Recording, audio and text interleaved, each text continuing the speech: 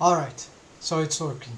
Hello then folks, welcome and welcome back to Pxy-VERSE, and this is the continuation. You see I have changed the title of the stuff, so the live stream, so I'll be continuing doing the live stream for this project, the 3D webcomics, and I have a schedule that I'm building up, the frequency in which I'll be publishing the page or the videos, right, of the News in 5 sci-fi cartoony stylized webcomics. Okay, so today we're gonna do some annoying things. Maybe like hope, yes, but it's rigging, yeah, because I need to improve her rig by a lot, but probably what I need to do is that I need to start the next ambientation and the next characters so that I can move on with the story, because the story cannot be told just with the same assets, right? We need to, it's a world building proposition, so there are many things that, so just making some small traveling here with subdivision surface modifiers. We have some, okay, it makes lag, whatever, so I have some even some crazy space assets, and basically this scene is done, so I wasn't totally able to fix the geometry nodes of this thing, but this will be like a work in progress that I should be doing offline, and so in principle, yeah, so some cups and bottles here that needs to be duplicated. All here, same for the books and some other decorations, like these mini trees here. Just scale down this stuff. Here many books. They are not positioned yet, so all these are different texture variations. They do not open, so it's not, maybe I should make one at least that opens. How would I rig a book that opens in a... Yeah, the problem, they are already different assets, right? With their own UVs, so that I should have thought that before. But anyways, we don't need to have all of them openable, just one would be nice. I'm gonna think about that. And yeah, so this is the one of the last assets that I've made, this table. I put a duplicate chair here, and so these are the leaves of that asset, so they are the instance of these three, where they are, 1, 2, 3, that's it. I still haven't, I think I know now how to randomize the instance color, so they will inherit just as these ones, the materials. So the material is not randomized because it thinks that it's a single object, but it's actually multiple instances, but a single object. It's weird what happens, but anyways, we're not gonna waste time on that. Just showing what we have here. And the compositing, I was having problems with the lighting, the color, and the darkness of EV again. But these are stuff that I was having much better renders some time ago in different moments, right? And I probably have to... yeah, what's happening here? It's something about the workbench. Yeah, I put this specular thing. No, we want flat here for now, but it will probably be too dark still here. It's just something that I need to adjust. It's not important. It's just I'm pretty close to the solution, but I don't have time to be messing up it online. It's just something about Darkness of EV, probably something is broken here. Let's see if I can find. I'm not using any of that, so if I switch here, do you get? I barely see anything. Oh, of course, I need to select here. So the darkness is coming from. Okay, so some darkness is coming from the workbench, of course. So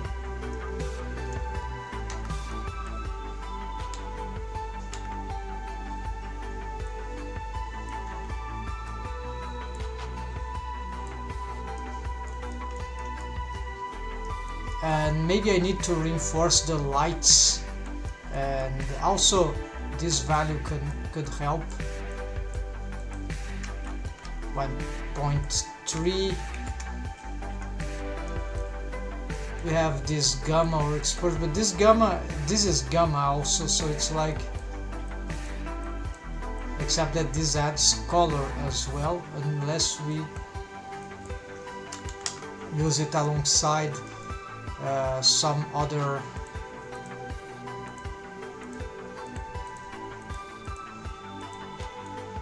Unless we put it in the center, maybe then it will have the same effect of this gamma node. I don't know.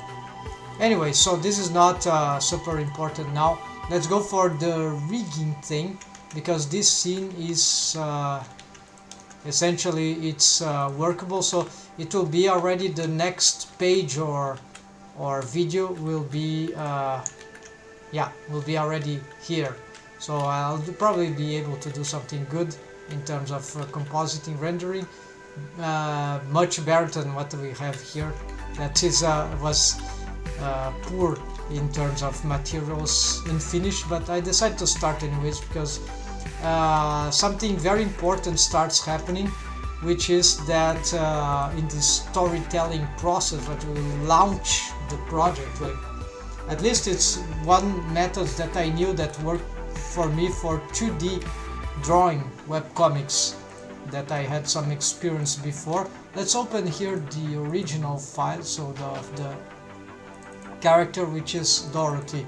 So I need to have some priorities here in this list that I've marked here, and we're gonna address many of those things finally in a certain order, right? So let's see here what I was talking about. So, by the way, she has two costume types. She has a Space Marines costume, which is this stuff.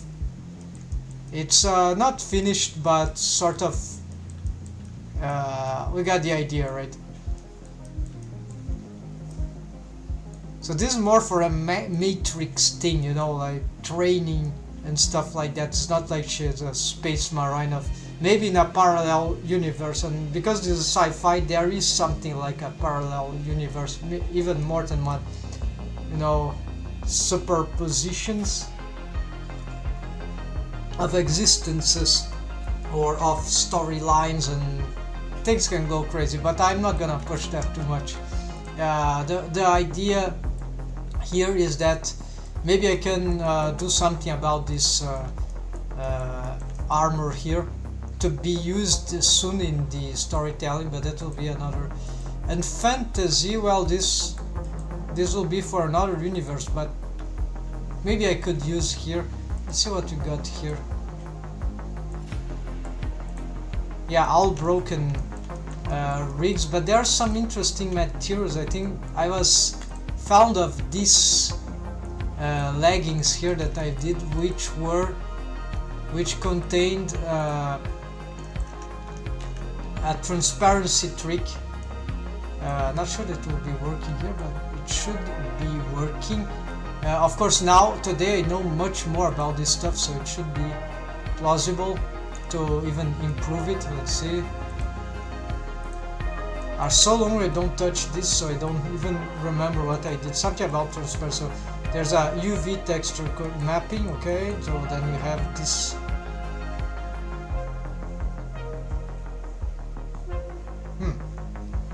this thing is packed with the file, so this is why this is still existing here. Then it has some alpha, but the white would be the alpha. And why I'm using, yeah, okay, so there's a way to put the alpha on the white. It is just pick the color, and then now this should be alpha, and then I want the fact to be an alpha.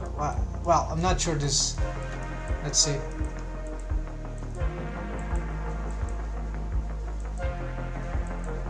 Okay, nothing happens here. Okay, I thought that would work, but not this, not the inverse works, whatever. Then we have, it is, but it could be something more radical. Whatever is sharper, I think linear is sharper. Then we have the transparent. Yeah, so if it's white, it's transparent, or the first is transparent. Yeah, this thing would be transparent, and the other would be mixed shader of this color, so it's some sort of it's not mapped, there's not anything, and the other with glossy, based on, yeah, just mixing these effects more to the principle, whatever. Then we connect this, and of course this is procedural material, so for some reason it doesn't show on, yeah, so you can have this effect, but we see that this is,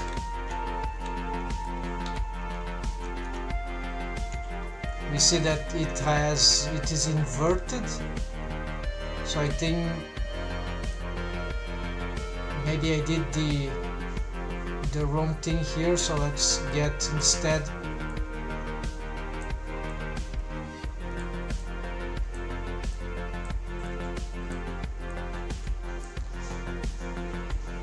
this white thing. So let's recover this alpha, and for this one let's do the alpha here. No, it's not like that.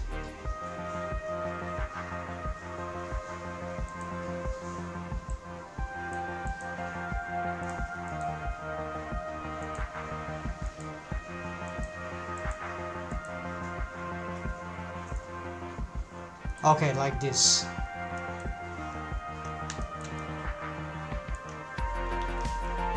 Alright, so this was for some fantasy universe. So this is, and it could be mapped also with the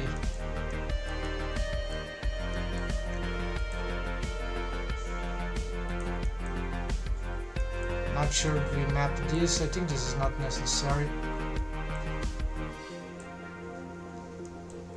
However, these ones could be mapped with, or maybe this is useless. Well, it adds up some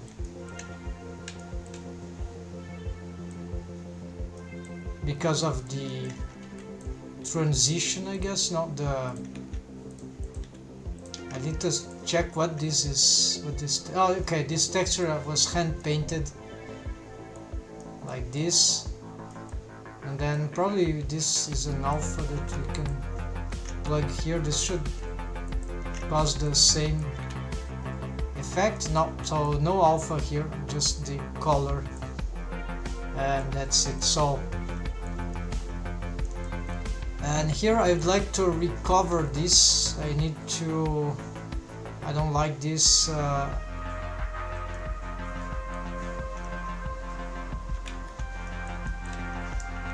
but okay, this is not a material for now.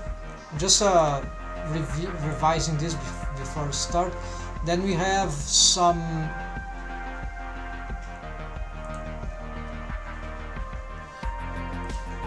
the boots. So these boots are, yeah, they are also very old. What kind of materials they've got? So we have some unused materials. This is also something that is unused.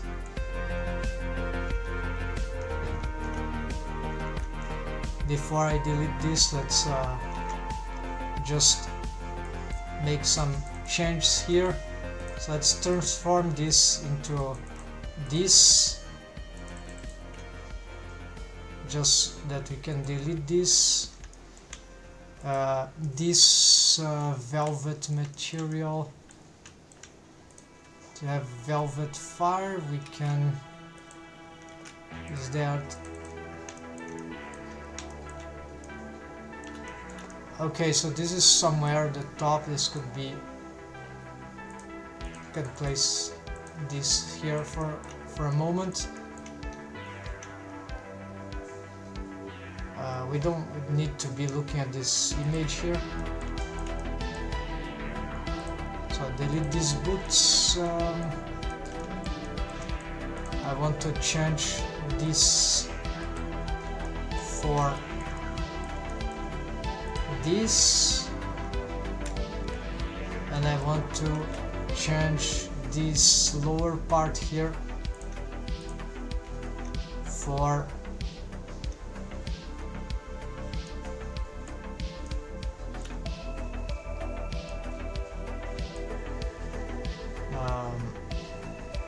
this metal checkers. Okay, maybe this I give the velvet fire then, and okay, then maybe also this gets velvet fire, right? And the UVs are all broken, so let's try to do something about that. So this one we're gonna UV follow active squads, length, shift F10,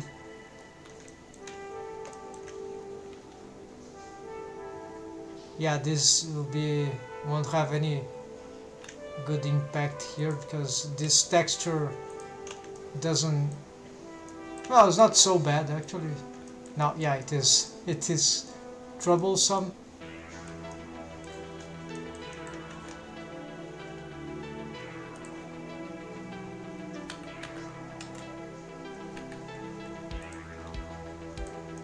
Okay, let's try another one.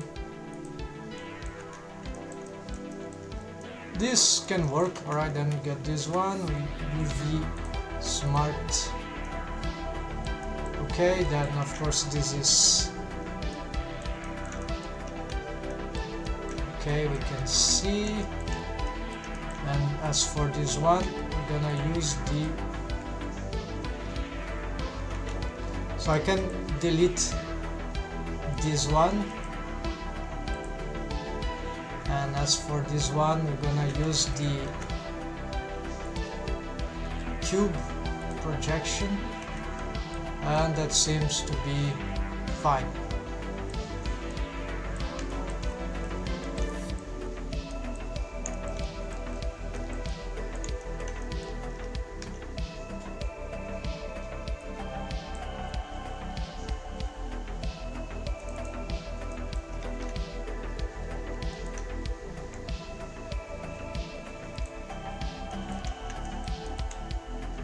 What else do we have here? We've got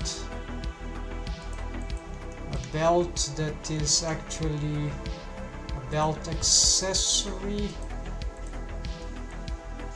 and a skirt, right? So I don't know why this is located like, probably this has armature modifier. Yes, so this, I'm gonna just take this off. They are too old. We don't need this.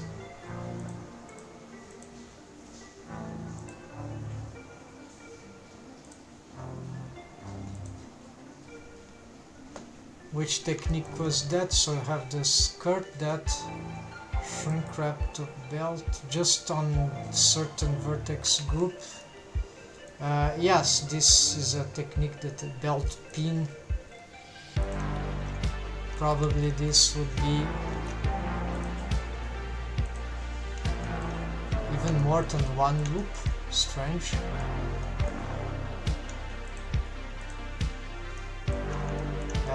there are many things spinning there. Oh, okay, this one has a double thing, and with this terrible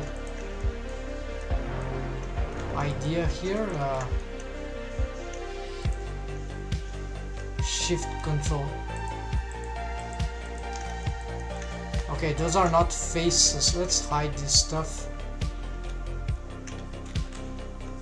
So you cannot select this, you cannot even use the shift alt, they are not faces. Okay, let's try to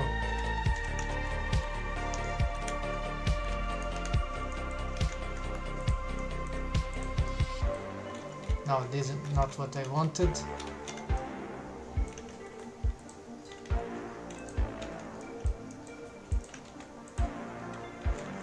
It's not completing. Auto-completing with F. Okay, this looks like some seams from cloth physics, right? But I was inspired it, but this doesn't work for this kind of rig, so it's just too annoying to have. I think it's just to leave a gap there, and that if the waves are good enough, we don't have to. It works. Well, it might work. So here the materials are very broken. I'm gonna, okay, then I have pin. For some reason we have some badly assigned vertex. We're gonna invert this selection here and unlock. Remove here, assign to maximum there,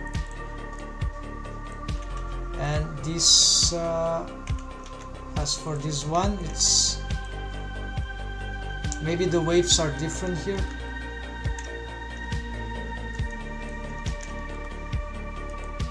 There's a gradation, right?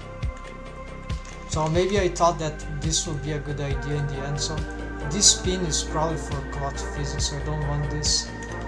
Something that I wasn't using anymore. So modify shrink wrap belt pin. Yes, it is this one, and that seems accurate. So inside doesn't. Okay, and the target is not belt accessory, of course, but actually the belt itself.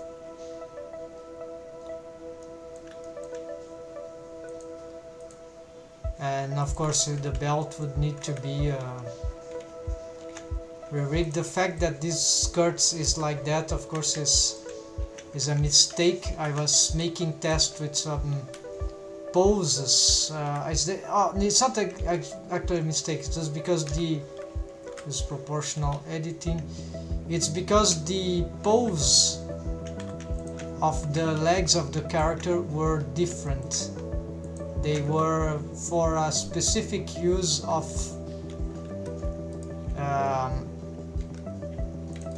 skinning technique, where the rest position is different than the rest pose. So you can have better skinning for the spontaneous skinning from the, and it works, it's true, but it's very complicated. The worst of it is not even that in my opinion, the worst of that is not even that the control rig gets or that the rig gets to be oriented in some weird ways, not orthogonal towards space. Not so much that like a T-pose, but that the character design doesn't match like the model sheet. So it's like, because so this is very frustrating, because then we can't use the reference anymore for the limbs, and that is it's also not absolutely necessary, but it's very inconvenient, I think.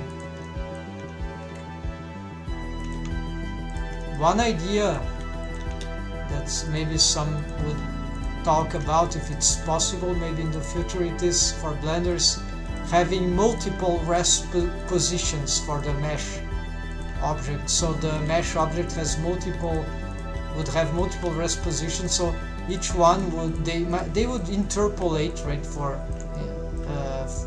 reasons of skinning. This is my idea, and so we could have the best of each world in the same rig model.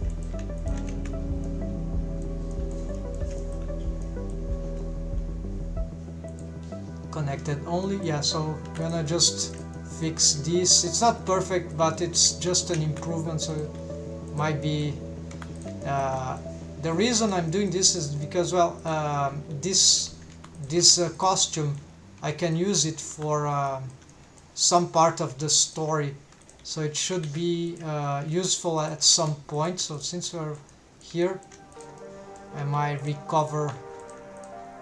start recovering it. Of course, I have to fix a lot of those things, right? Inconsistent stuff.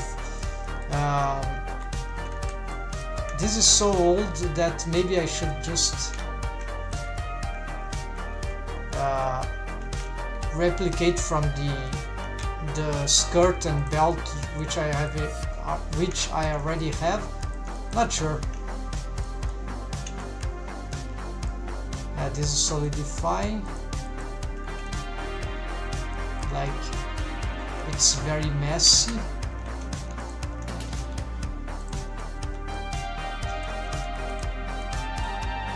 Looks like we have some extrusions, right? Why I have this kind of complicated geometry here? Yeah, this is very stupid. We can do this with geometry nodes, it's much better. So we can probably get all this and dissolve, then extend and dissolve again. And no, that's not a good idea. So let's dissolve here, dissolve here, dissolve here, dissolve here.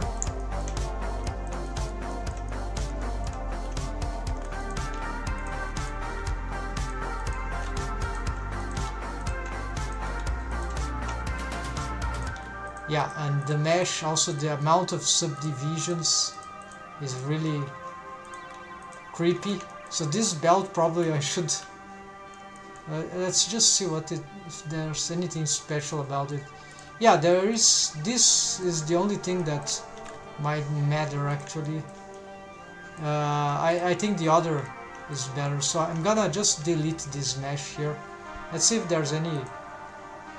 Now there's even a lot of old there's no target vertex group. Okay, so nothing important here. I'm just gonna delete the mesh, and as for this, I'm gonna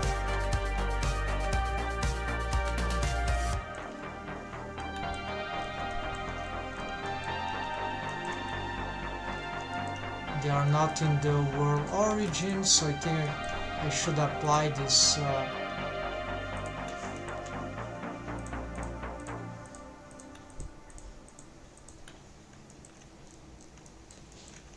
apply all transforms. Alright, here we go on edit mode. Let's make some fixes.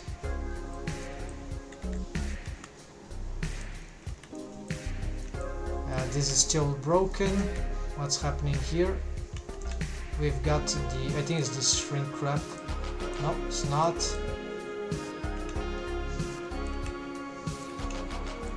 I have some hidden mesh, of course.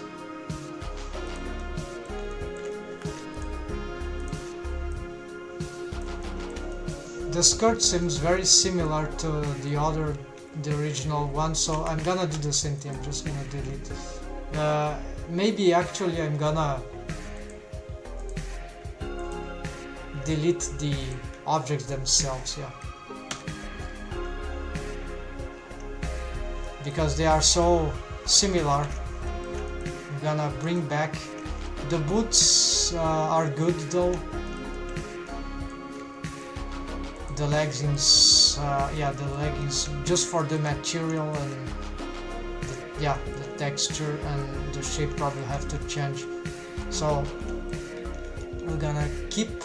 So that's it for these ones. Let's hide this. I'm not sure why this is getting, when I link they are getting.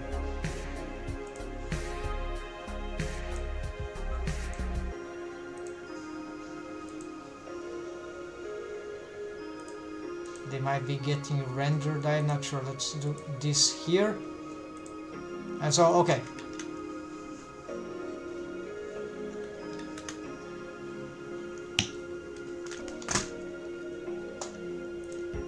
Let's go for the rigging challenge of this character. So here, let's get the chat. Let's get, see if everything's right. Okay, priorities.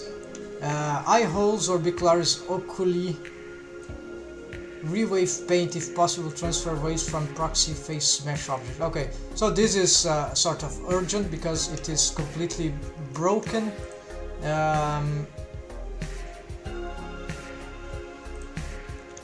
So let's see here. The orbicularis oculi is the mesh around the eye surface. Around the eye hole. So we're gonna get this thing here. We can hide this for a moment. Now we're gonna hide this. We can keep the eye surface. It will help a little. We're gonna mask the eyelashes.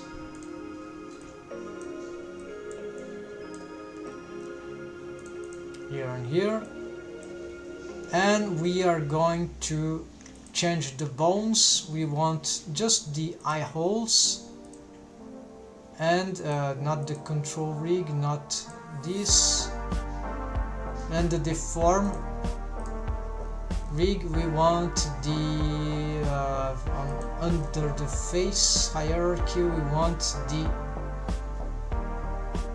orbicularis oculi. Okay. So here is the thing. What are those strange intersections there? I think it's natural for the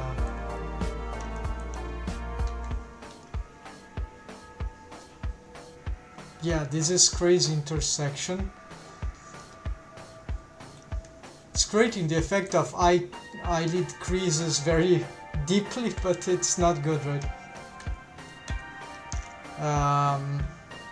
This is probably the wave paint of the eyelids themselves, so I won't care about that. We're gonna work with mask, or actually hidden mesh. We need to get in the vertex groups. We don't want this. We're gonna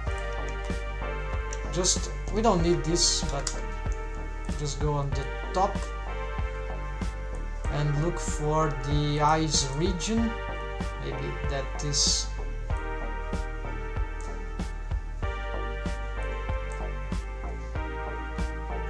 select. Okay, now we want an expansion from that face. Eyes region should be bigger than that, right? Yeah, and it probably should include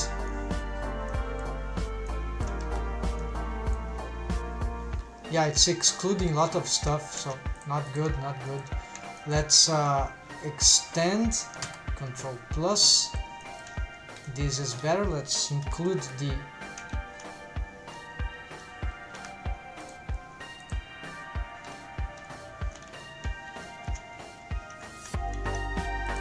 let's include the eyelashes, meshes, and anything else. Yeah, another face loop. And so this for the upper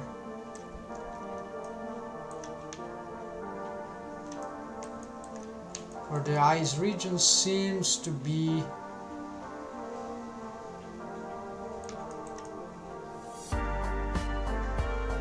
sufficient.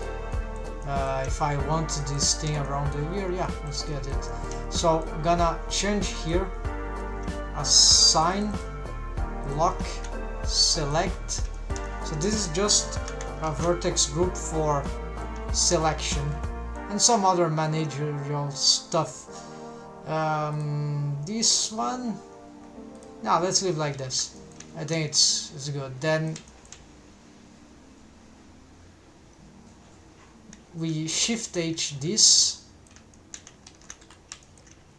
and we're going to get we are in Blender 4.4.3. we don't need the armature object, just click here directly on wave pane mode. And so now we are gonna work, say there are no waves there, something went wrong in the mask. Is that I actually wanted, no, this is,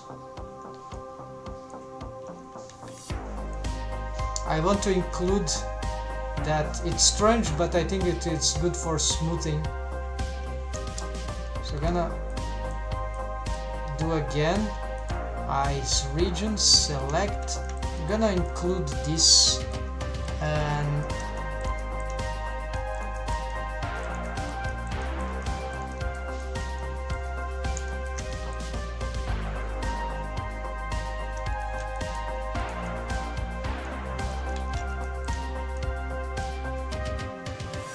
I think this is also important.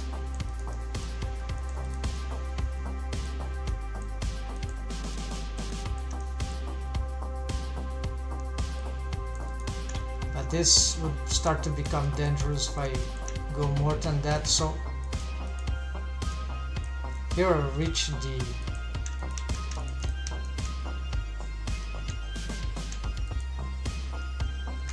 tip of the nose currently, which can be very bad.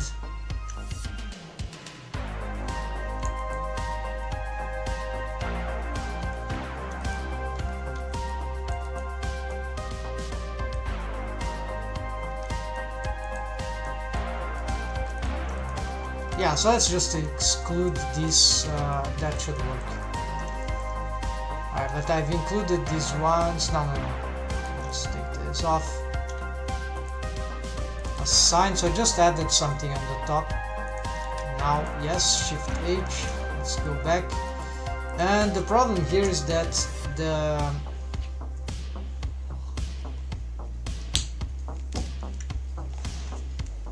this mesh is there is influence from the head bone, which is working some sort of as a skull bone. No, not this one, the deformed head. So it holds a special structure for some parts that should be harder to deform. And depending on the variations, whichever I paint with this,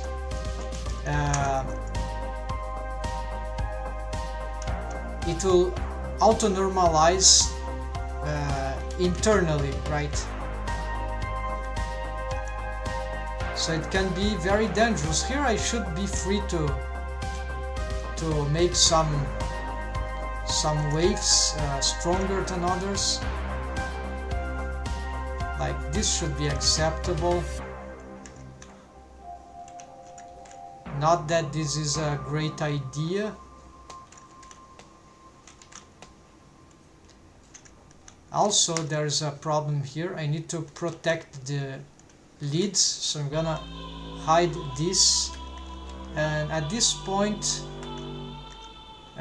this mesh is not important, so I could create even a... Yeah, we want to wave paint the leads, but we don't want them immediately. Wait, what is this?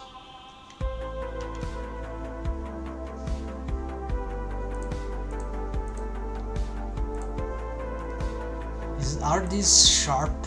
That looks like sharp. It's a mistake. Where are the edge data? Yeah, so these sharps are complete mistake. I used to have seams there, but I can't have seams anymore. So maybe these were responsible for some artifacts indeed. Anyways, we go back here. I want to... there are more of them here.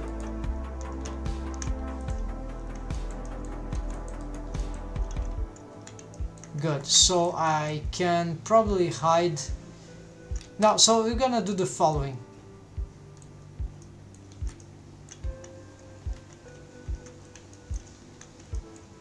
I'm gonna call this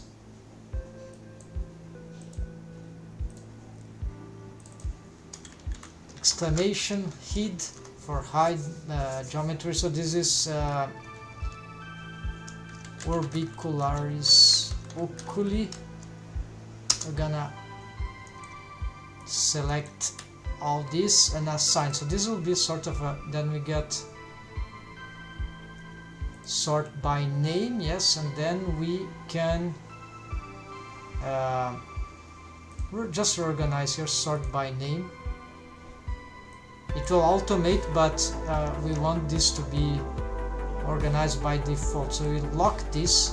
I'm gonna select this and I'm gonna invert this mask.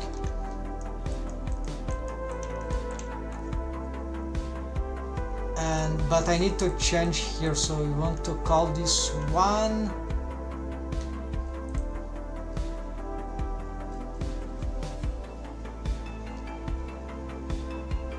eyes region, so face will just be 1D,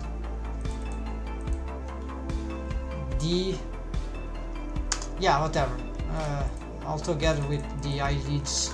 It's not in the best place, but we can't, I have to find some other... These letters are, numbers are problematic like this.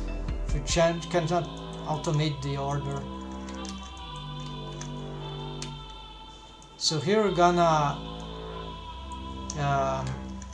ignore those things, or those grids are stuff that we can improve in later. So we're gonna... I'm not really sure what are causing them anyways. So I want then, okay, this selection, right? And then we want for wave paint mode. So gonna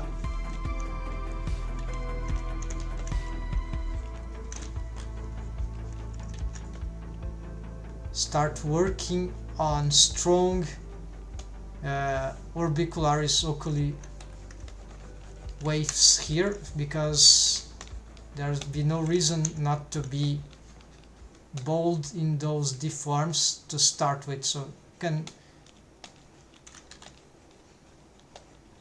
turning off occasionally the how do you call the thing named restrict. So here of course I don't want these waves in the middle, but since it's the middle corner it might be safe. Here apparently we got some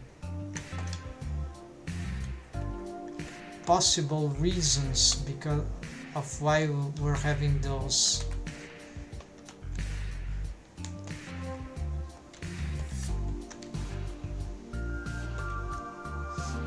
Oh yeah, also there's another thing that could be the culprit. I need to turn off the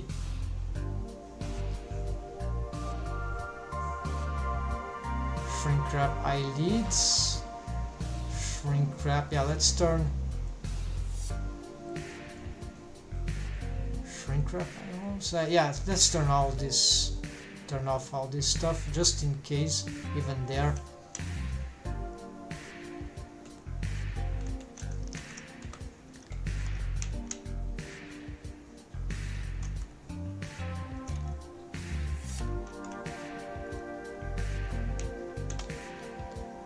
So this mesh, it's not, I'm confused, what is this mesh?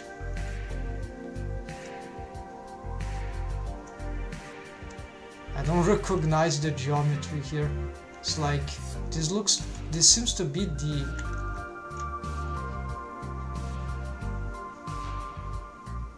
oh, of course, I'm not masking. What a disaster. So let's just do this. Let's first take off this the inner parts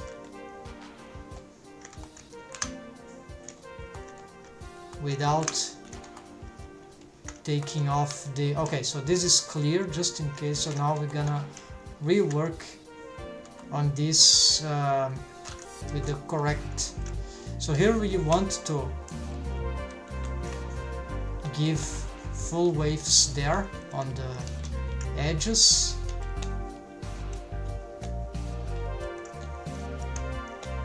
And here probably I will just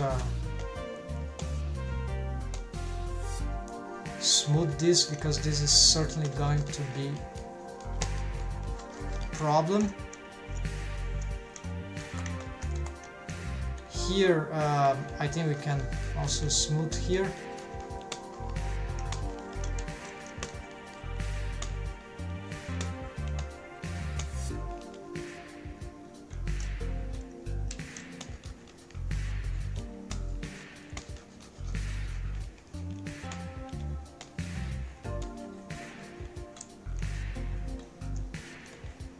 And we don't want waves here, so we're gonna change the brush. We're gonna eradicate this. Here we want to reduce this by a lot, so we're gonna just get here some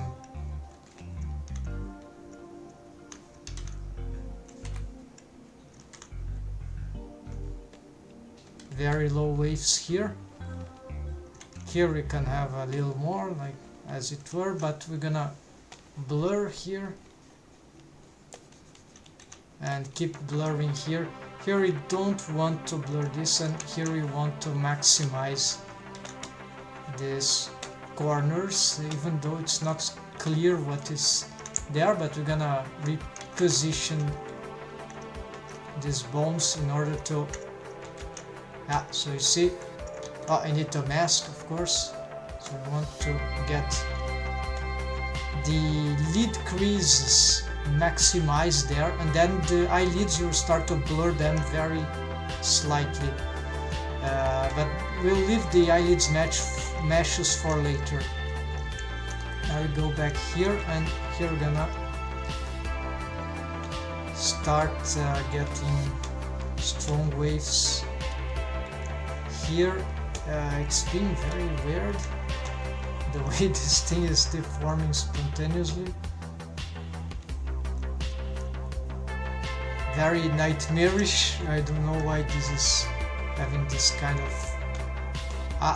this mesh is not being disputed too much, so this is one reason probably.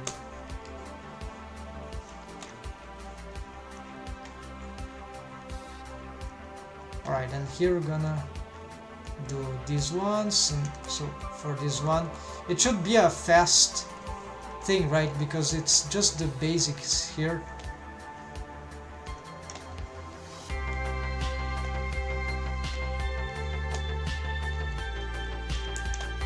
here you see I got this, then just gonna blur this so I got some sort of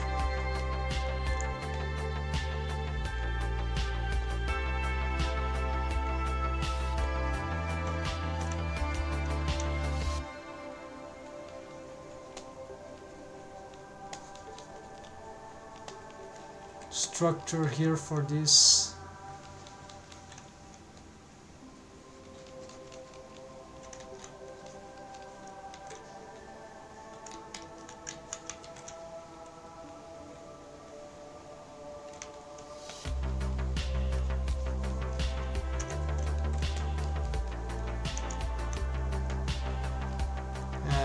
Here I think we can leave like this. Yeah, I can try to blur this. And next, so start strong, so I want to totally get strong waves here.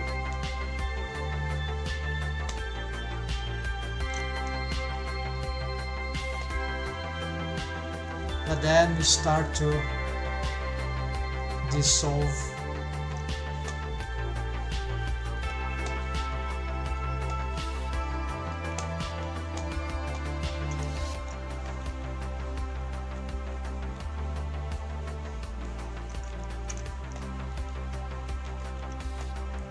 Very strong in the eye hole region, but then it starts to smooth out on the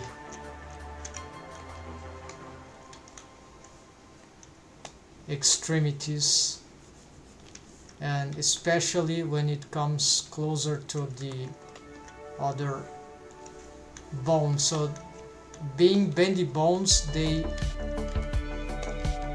it's very dangerous to cross bendy bones.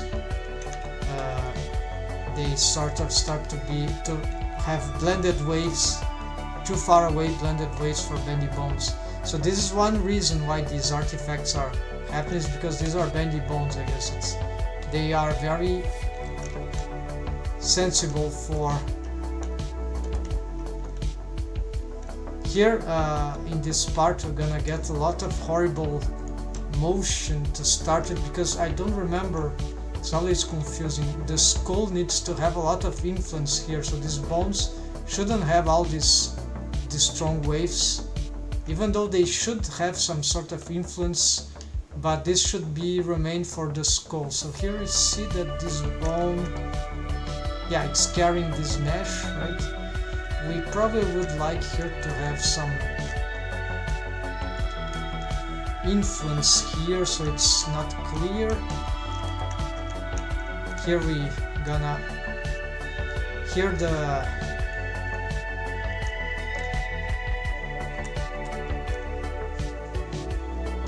let's reset these bones.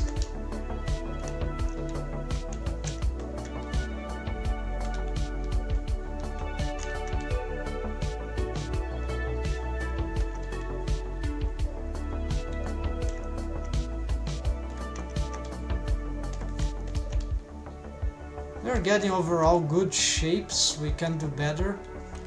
There's not subdivision surface modifier here. It lags a lot in this Blender version for some reason. Okay, I'm gonna invert now and gonna start blurring this. This could be more organized, but let's just do like this and see what we. Now actually I cannot do like this.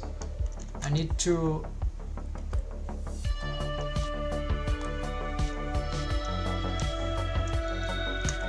take off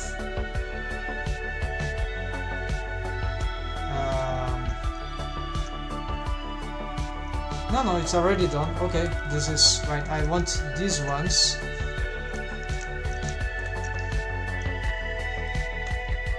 Alright, so I'm gonna blur like this. And so we have sort of a gradation, even though right now for each of these bones So this is very logical, right? Basically it's just that these orbicularis oculi, they will have some small influences on the eyelids, even though the eyelids are shrink-wrapped to the eye surface. This should help in when we pose these bones, we get some. So the precision here doesn't need to be super good. We could do this perfect, not that it will work well in terms of cleaning, skinning, but yeah, we could use the perfect face loops, I mean, gradually. So the main reason to do this gradually would be to perfect more than this, right? Would be to have the best collapsing of the meshes of the eyelids, but this is probably not necessary. I'm worried about these ones that I might not be getting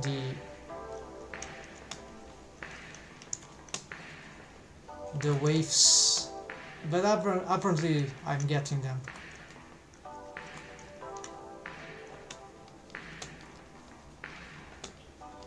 So you see, we can push. We have a sort of a quasi-automatic gradation there with the blur tool, and you're not disrupting the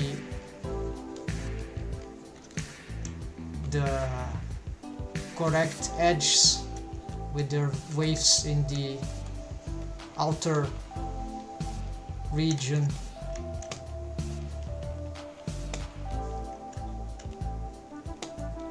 Here probably a little posing should help.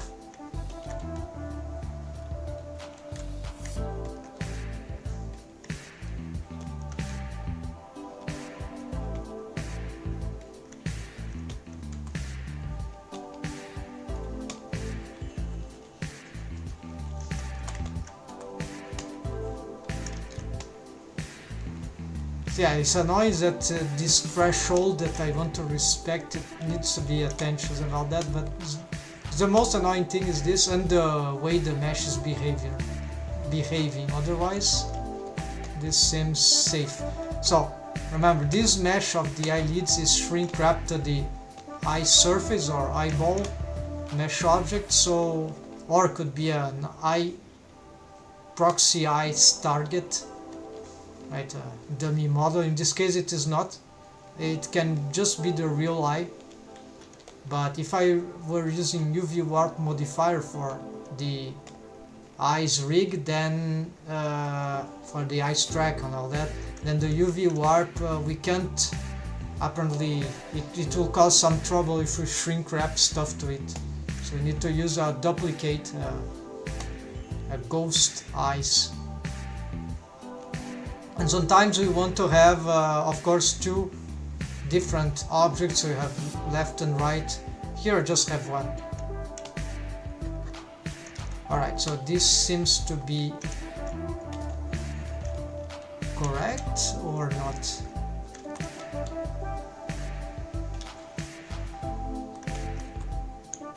It's like I'm not getting the proper blurring on this. Let's reinforce this and just blur here.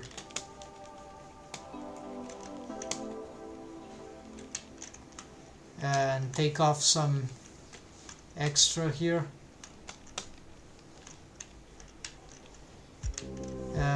Here for this bone I think we should have some influence. They are unsure.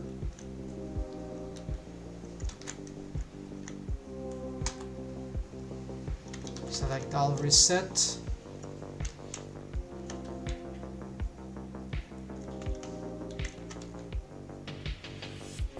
Okay, so this is what we want to avoid, and this is happening because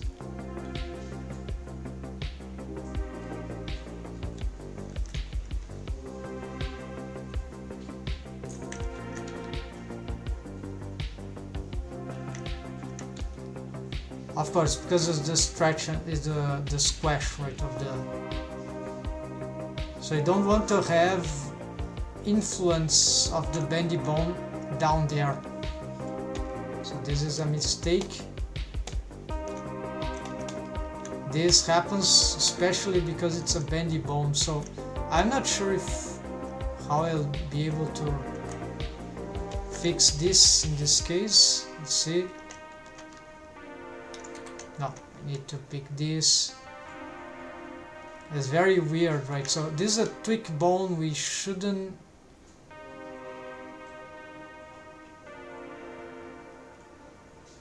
Yeah, so this is the thing. We should take this off entirely. Reset. Reset here. Okay, no more rogue waves here.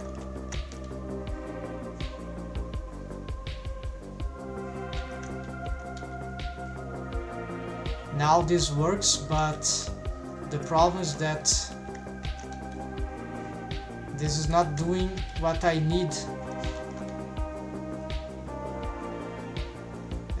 If I just add a little waves here, a little amount of waves, this probably already becomes, for this is good, but for this starts to become very weird artifacts. So easy fix for this peculiar thing would be just to add a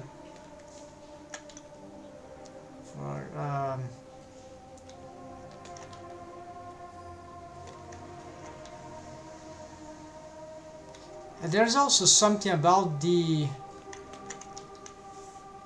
how the bendy bone reacts, right? So it could be something. Maybe you could do something about this. So maintain volume.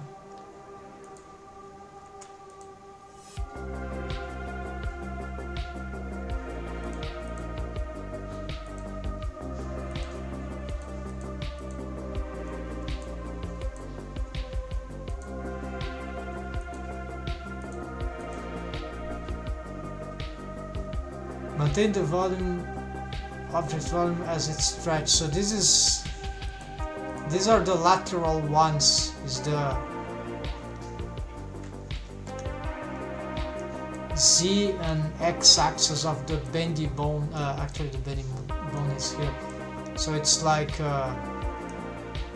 probably not exactly the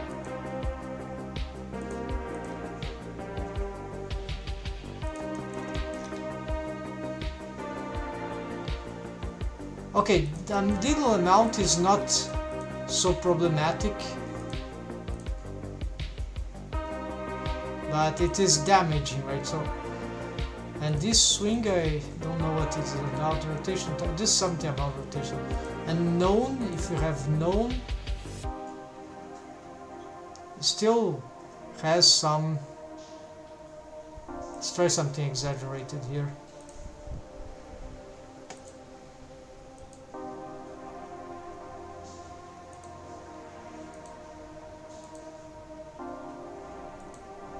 Yeah, we see some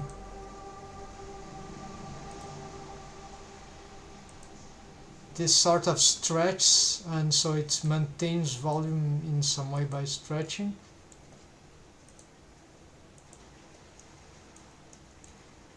And if we squash,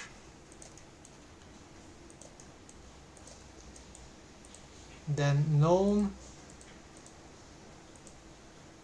It's very subtle, right? So it's hard to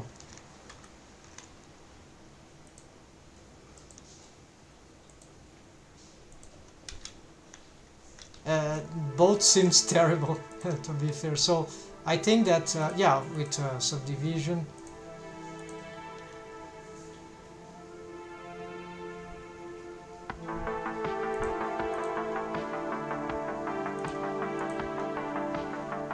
with the subdivision surface modifier, oops, it doesn't seem to be too damaging. There's a, yeah, it's a little weird. So what I could do is, the other thing that could have some influence would be stuff here, but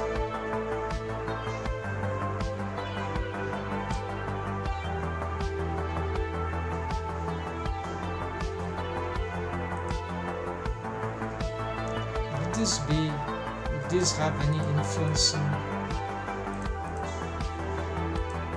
no, I don't know.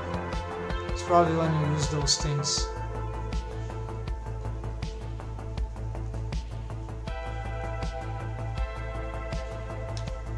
Yeah, whatever. So no, this will make this incredibly more complicated. These are other stuff. Let's see.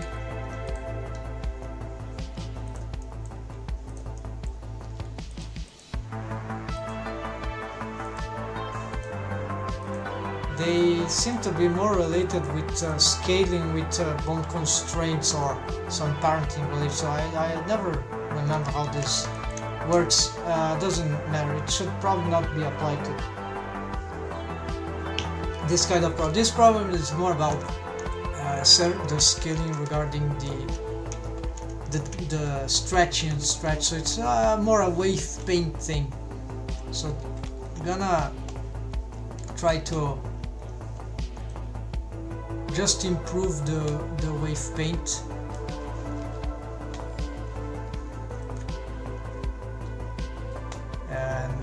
Here I hate when this happens. The blurring just too. So maybe here we just try to do this kind of thing here. I'm gonna do a gradation.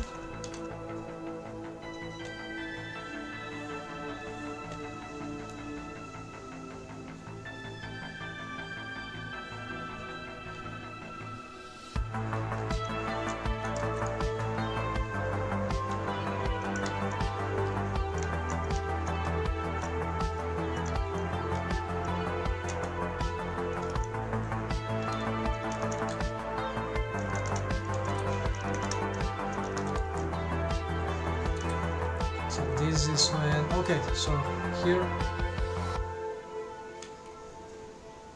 this is not the main controller for that anyways. It's just for the basal structure here.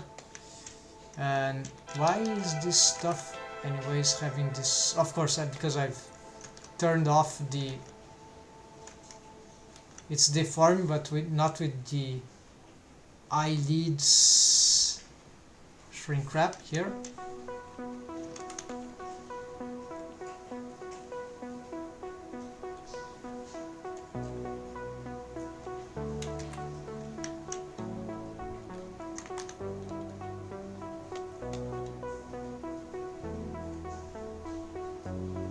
Alright, and this kind of stuff, I'm not sure. There are many things that might be happening here. Of course, one of them, of course, is the subdivision. Of course, without subdivision, it is horrible. Some terrible waves there need to readdress. And here, this part seems to be already working. We seem to be able to get, if we ignore certain shapes, we are able to, here this deforming too much on the top, of course. We are able to get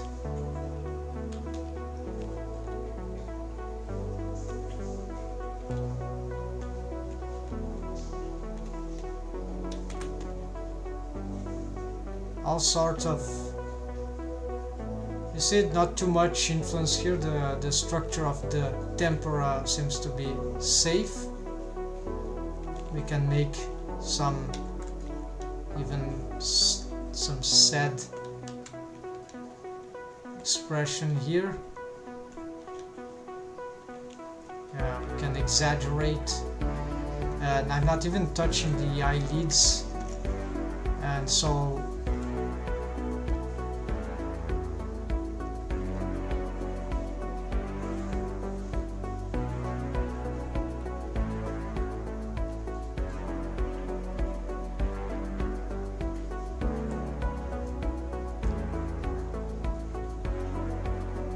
where is the eyelash? Yeah, the eyelashes are masked.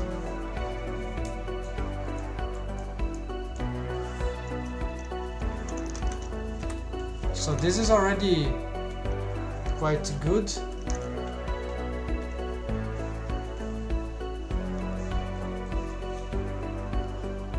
We need to control the eyelids to have some more power on this, so we can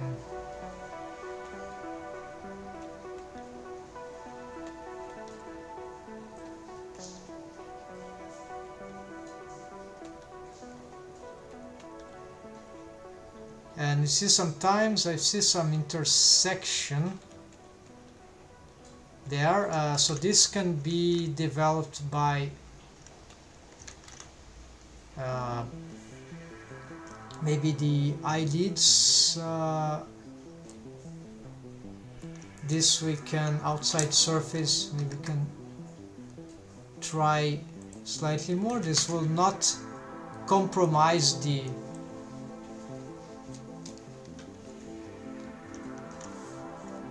setup, but since I'm using this, so why I've made this one?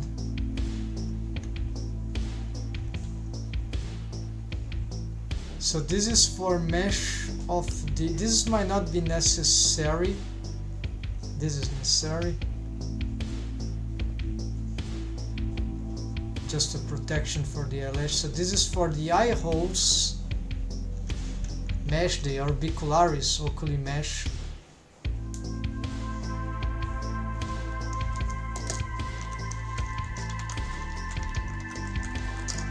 So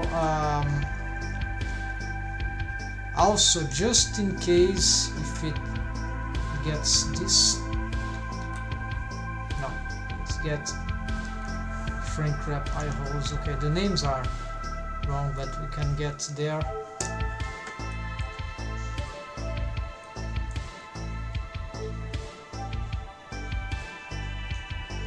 What are those with? Don't want this wrong.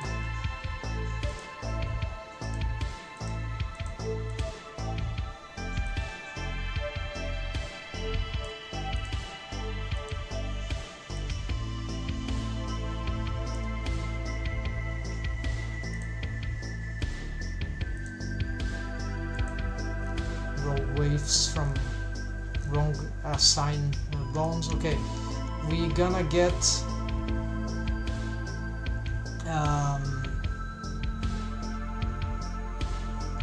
this shrink wrap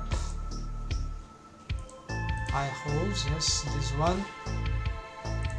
See that the name is incorrect. We're gonna update. I'm gonna place it. Okay, it has an order, it doesn't. Okay, sort by name, whatever. We're gonna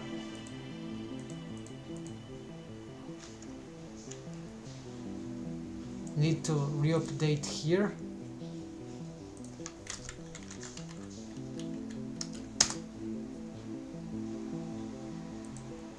I want to see which vertex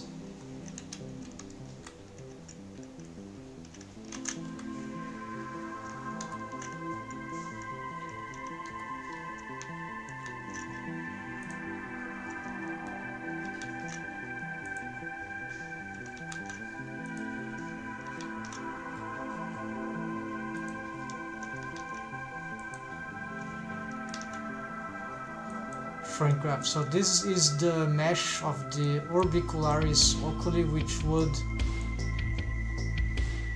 shrink wrap outside So this mesh cannot be squash or be into the eye because of this thing, but it won't snap. It will just be locked if it starts to get too much close to the eye, just in case we push the mesh into the eye surface. And so the wave paints here are exaggerated, of course. This mesh here would probably never get into the eye, right? It makes no sense. And even if it gets, the waves here are not good because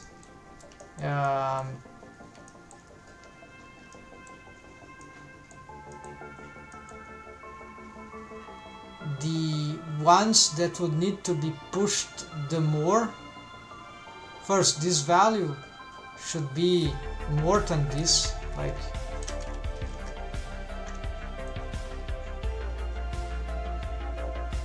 so it needs something that would be something like this but a little more. So maybe you can get 6 like this, or no, okay, it's changing the poles. Let's just do this.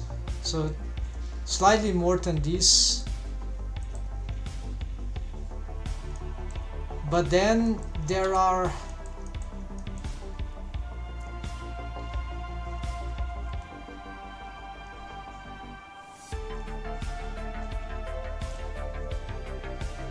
I have some questions of logic here, like I don't want to make many of them.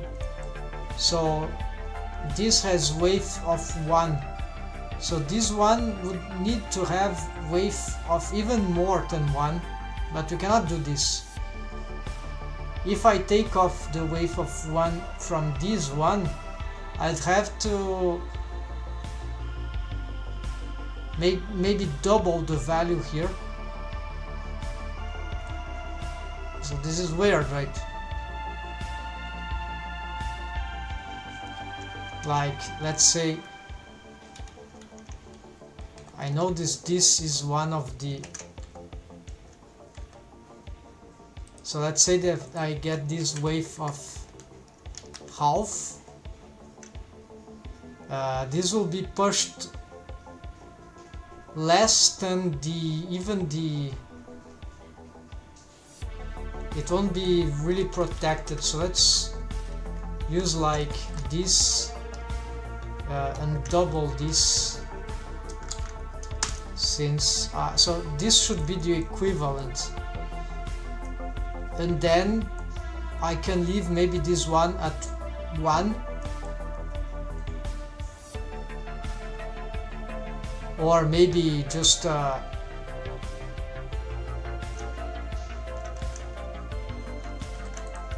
it's a whole phase loop. So let's try here. Maybe this one we do a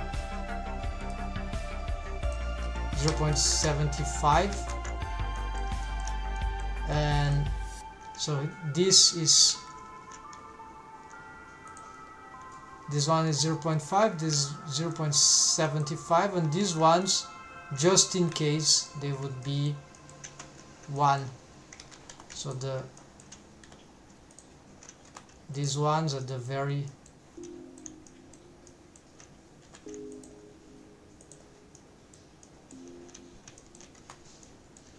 top,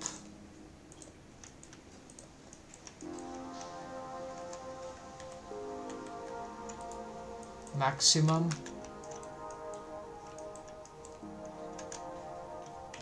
let's see if this edge loop is correct. Yes, this one is also correct. And here we don't need, because the eyelids are already taking care of the lid creases there, top and bottom lid creases all around. Yeah, so I think this is the correct solution. So this will gradually have a gradual solution for possible intersections for the orbicularis oculi region. I need to change the texture of these eyelids, right?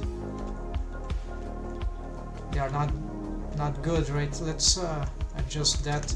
So it should be, forgot the texture here.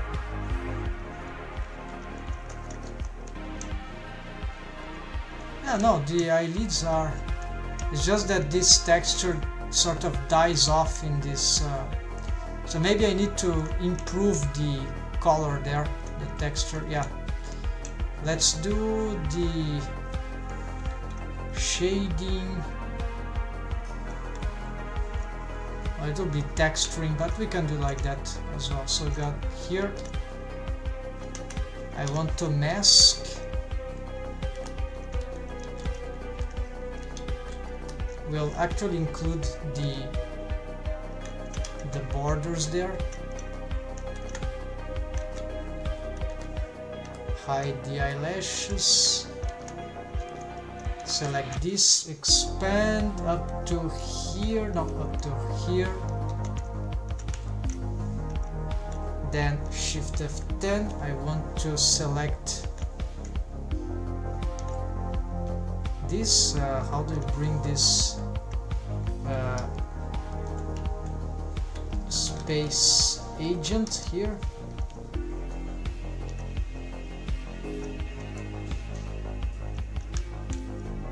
I've lost the selection for some reason.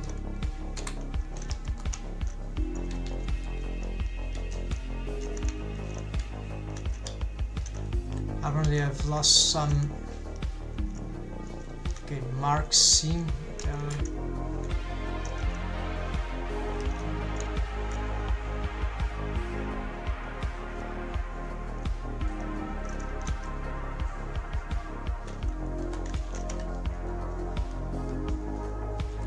Okay, up to here, then we want to have paint.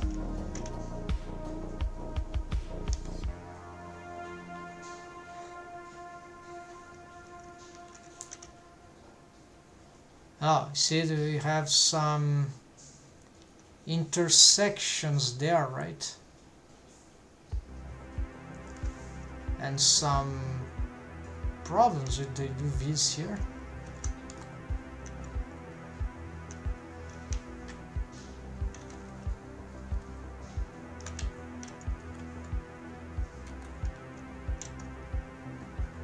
It's like we are missing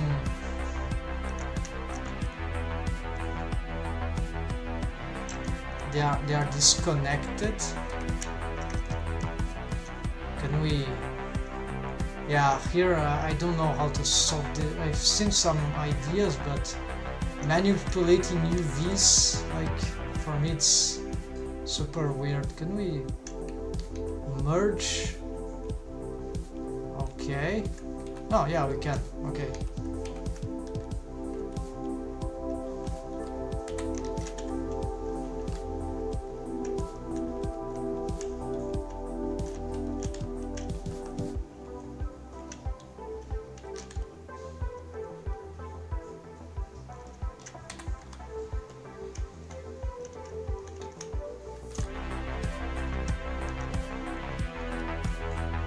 Alright, so this is not so difficult in the end. But it's scary.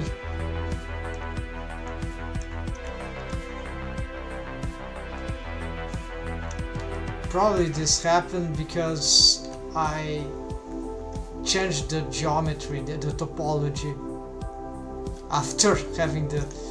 So this is why it took me a while to get into the... Here we have some what is called a non-manifold, right? And we see that this creates problem for the... We can fix this now.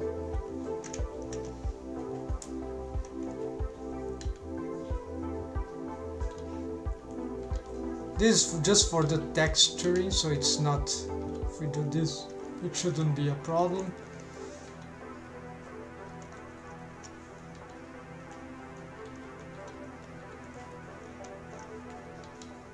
And here we can merge at center. Good, good. Okay, save here.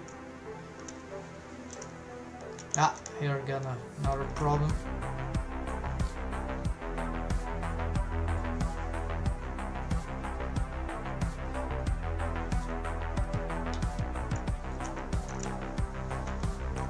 Alright, let's hunt for more critical failures here. Ah, I see. This is the back of the ear.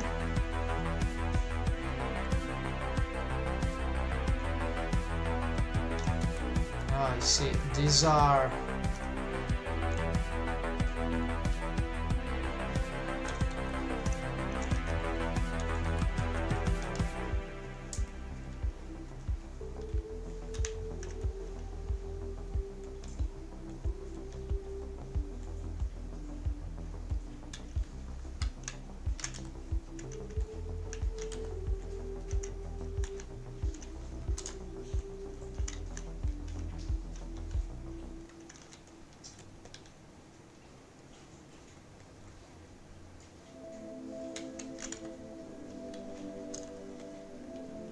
probably here I changed the... Here something elsewhere is affecting it. Yeah.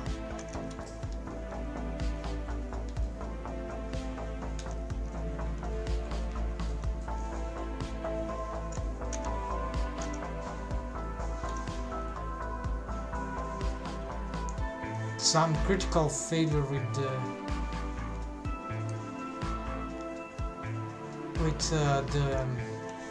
yeah, I also created geometry here.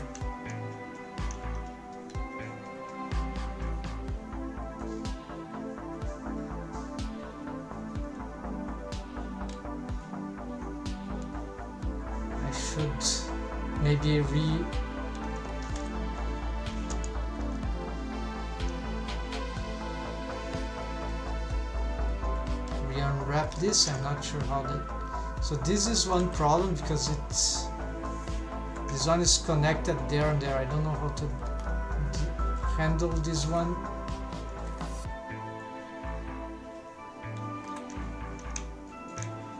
By moving the faces, but they disconnect. So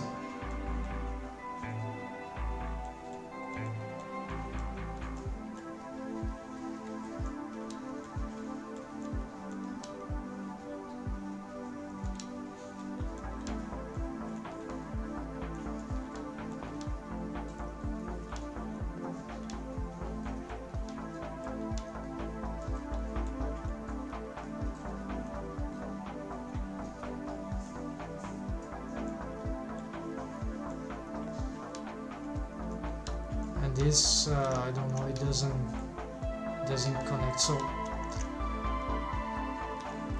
as long as they don't overlap, that would be good, right? Okay, so it's an ear thing. Maybe I can re-unwrap those ears.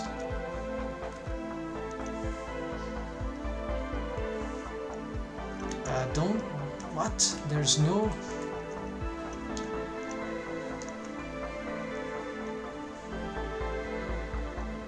There's no seam for the ears, or there is, but it seems to be unachieved. Okay, let's mark seam.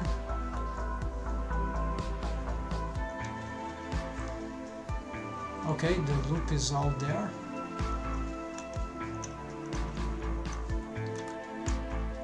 Let's start with this madness here. It's okay to, if I have to,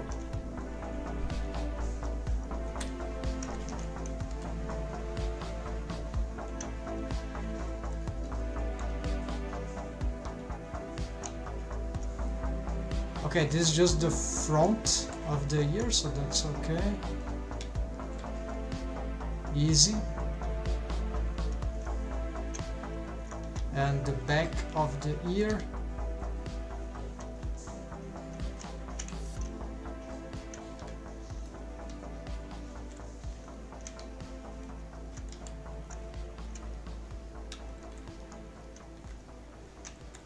yeah, can say that this re-unwrap locally is a game changer, but then we have problems with this whole part here.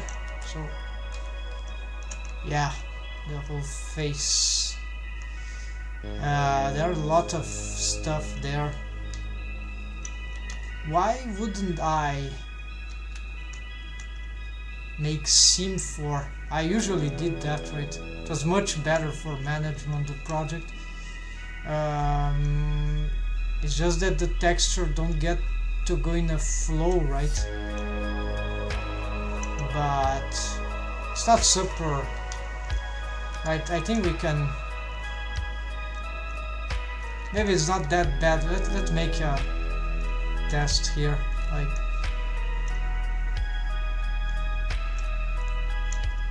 okay, I'm gonna save. So if I mark scene here and pick this is how I used to do, so very analytical. So I separate here as another scene, and now yes, so I would have to re-unwrap this whole thing, so you have probably different stuff here.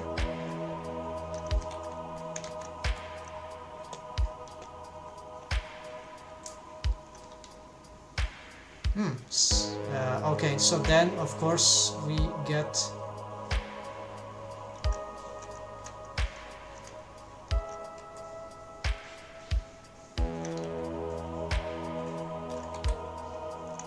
okay, let's do these ones in sync.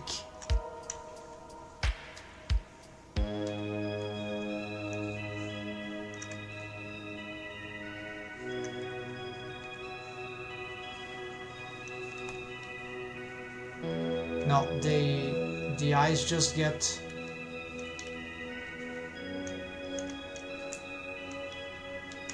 they don't get synchronized, right?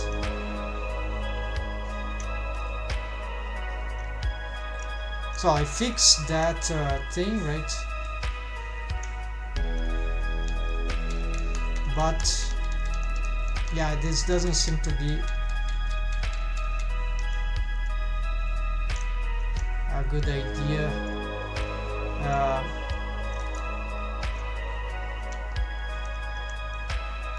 Okay, so I'm not gonna bother with this. This is currently working. I'm just gonna continue the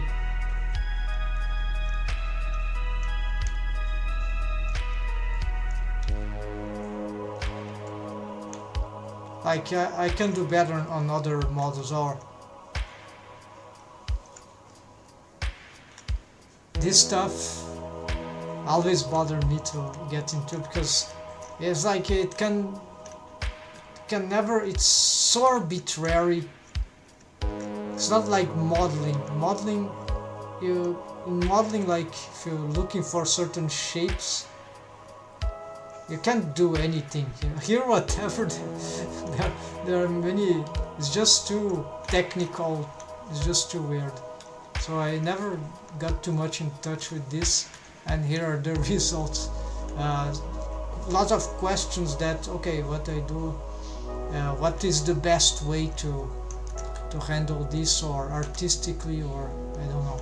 So here let's go for the what matters. So the texture paint of this part. So I wanted to improve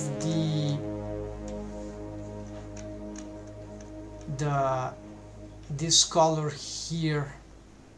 It's a bit time consuming because yeah, I'll have to find, so I'm gonna get some slightly darker color for the eyelids.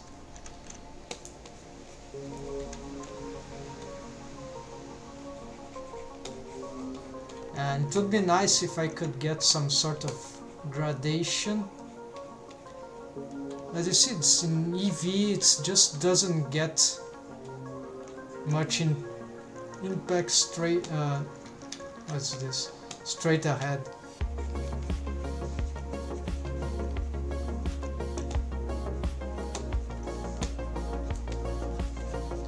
And also I'm gonna now use a mask for the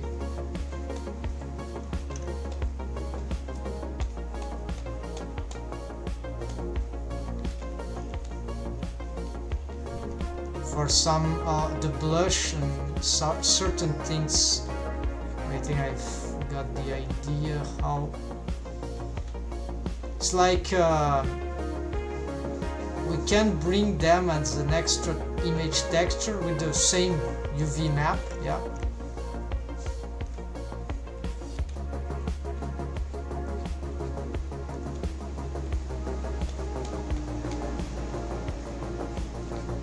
But most significantly, it is about a mask that we can do with an image texture, which would be more arbitrary, so more artistic than procedural stuff.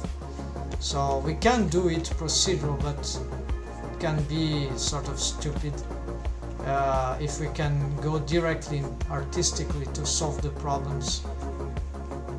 Might be better. Because artistically you know exactly what you're looking for, so might be have more control, right? So this is the mindset, like right, more like a of someone who has a 2D artistic background, right?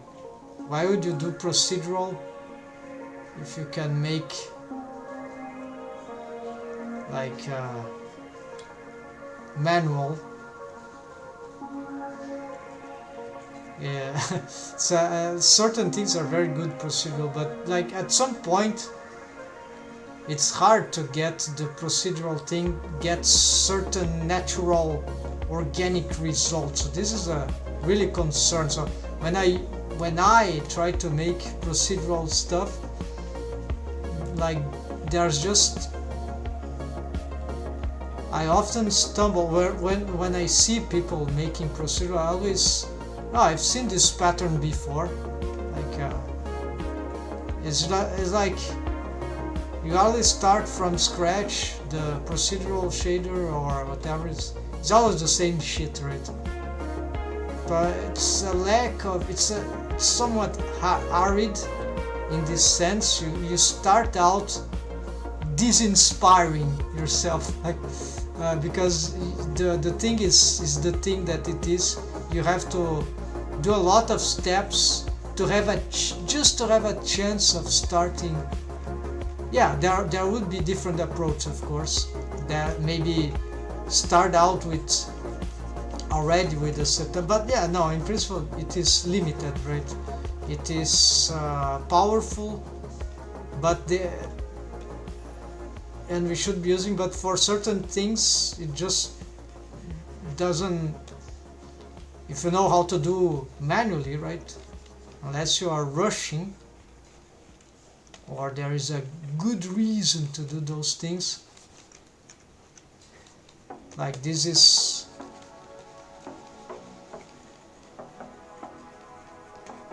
And then in those methods, right, lots of tutorials teach about the procedural aspects, and that's cool, but actually who will teach about the artistic thing, right? It's like it doesn't exist.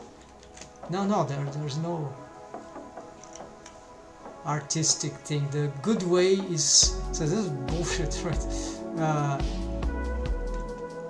It's too mechanistic, right? So it's, I don't think that is a good way to learn, to get in touch with the artistic domain in a broad, integral way. So,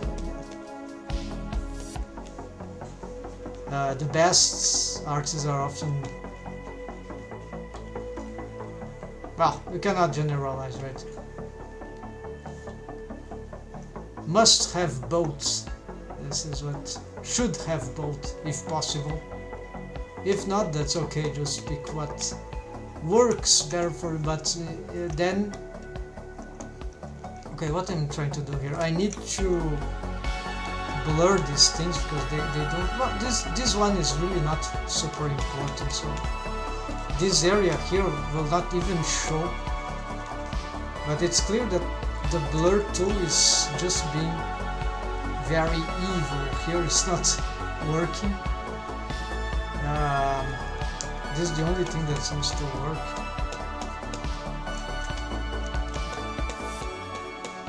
I want to just do this so it will be easier to push the colors to the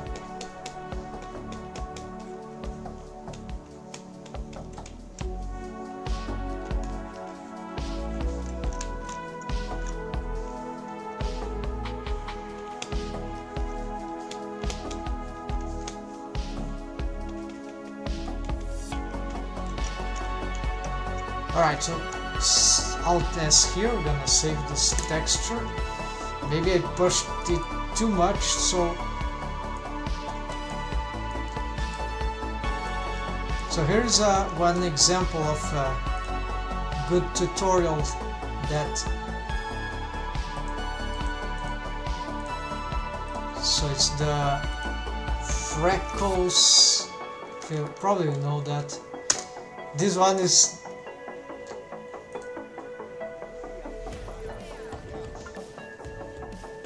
shit, this propaganda. Okay. For now, I'm just gonna add some I think he's using a procedural one, but he also paints manually, so auto paint skin like Disney character. So there's this adding fake shadows. No, it's not this. Yeah, so this is an image texture, right? And he's using this as a, but this is not what I want. What I want is just the shader input where, so he made this and he's using these freckles as a mask for then connecting it to the, so that should be whatever. I know by heart or sort of, but this is would be a good approach to.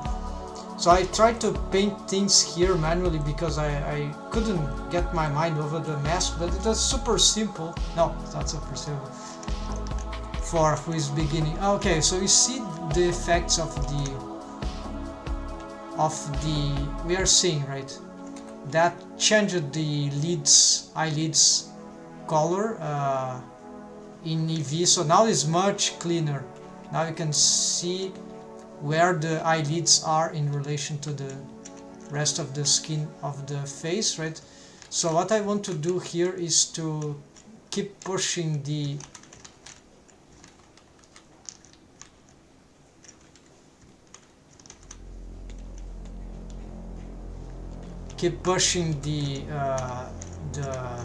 makeup, if you can say like that, with the masks. So we're gonna, and for this I'm gonna make a texture mask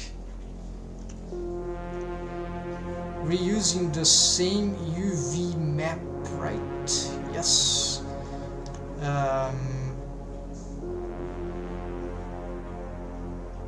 Yes, UV map. Yeah, UV map here. UV map, right?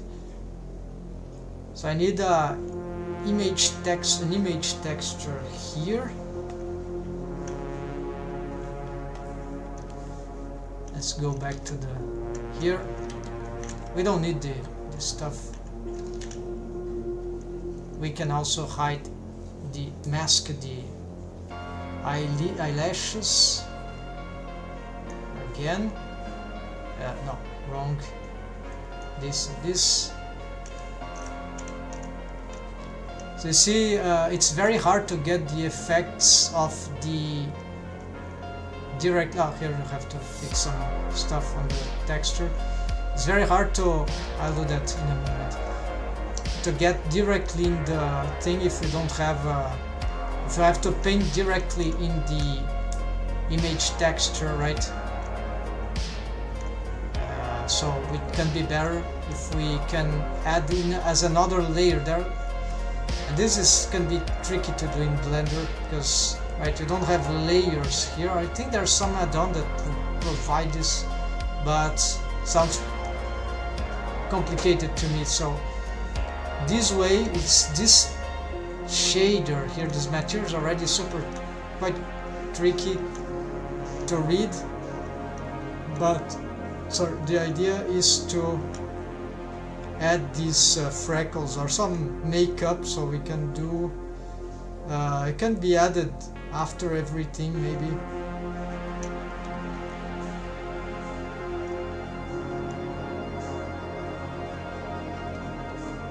Yeah, because all the rest are for some, probably would be time to get some naming here, some Control J, so this will be like the what is this?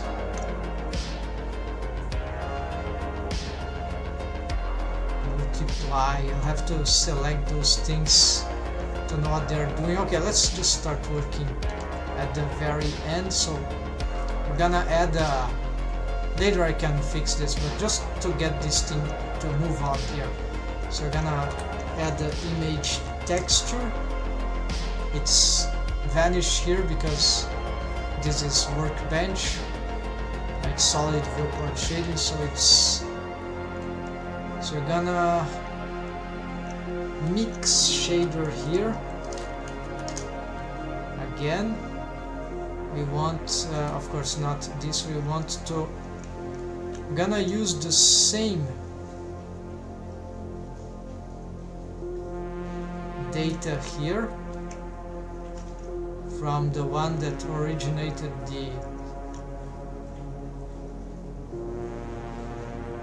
that.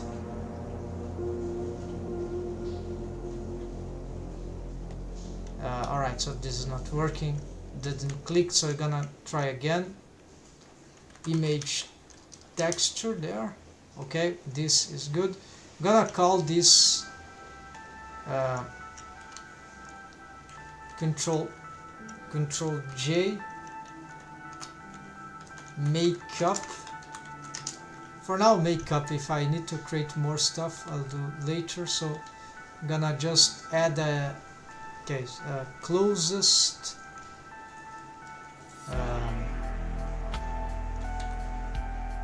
yeah, just like that. And then new, gonna call text character Dorothy makeup, and this is enough for me in this project. So alpha, yeah, alpha,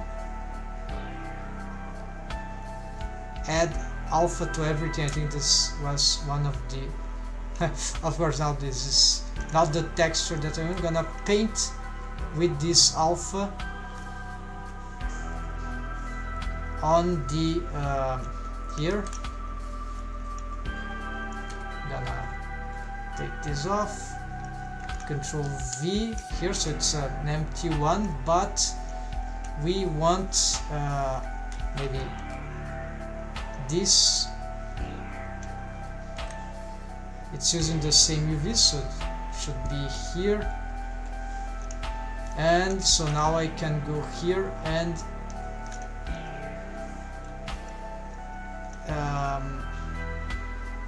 this doesn't need a color actually, because I can provide the texture as another image texture painted manually, or just as procedural, or directly as a different shader in a mixed shader pattern. So this will be a map,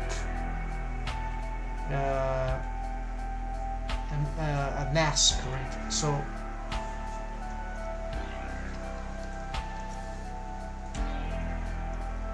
maybe you want here to have, yeah, so here we have a problem with the connections.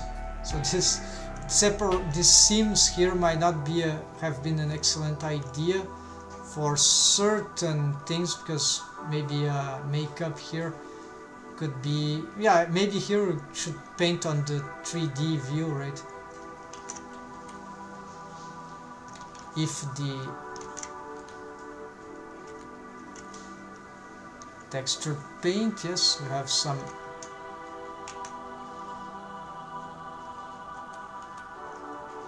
Yeah, so the invisible mesh becomes this, right?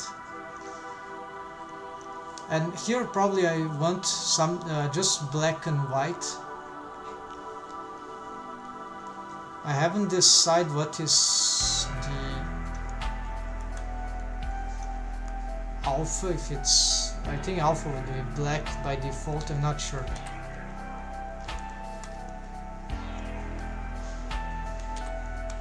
Well, what inverts this? So if I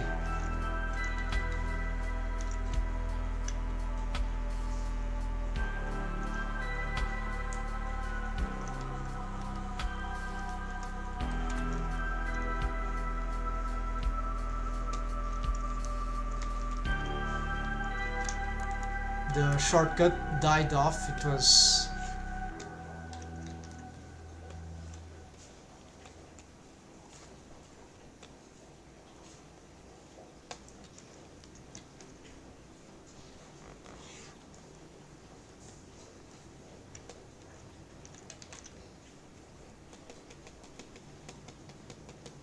this character doesn't have this kind of freckles, but she has some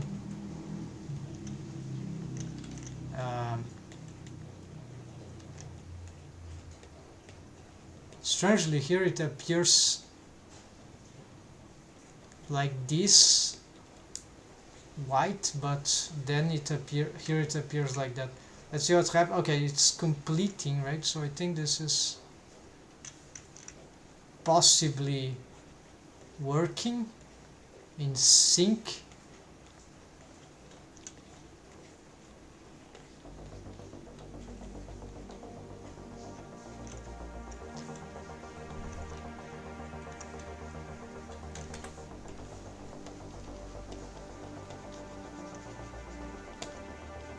But this is very weird what it's doing here. I need alpha, right? I need to paint with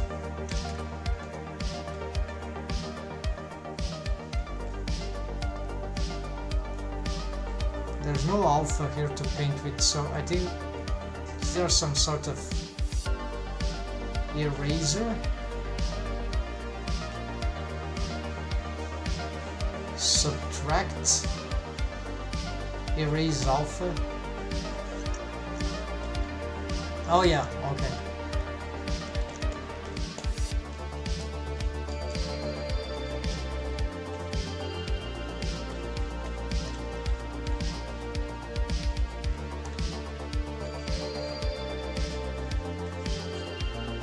Never use that.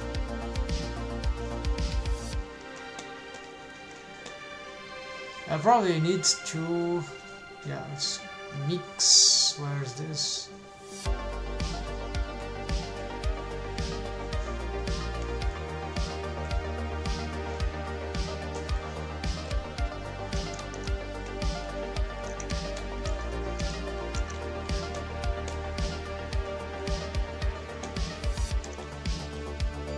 Yeah, I just want to blur this thing.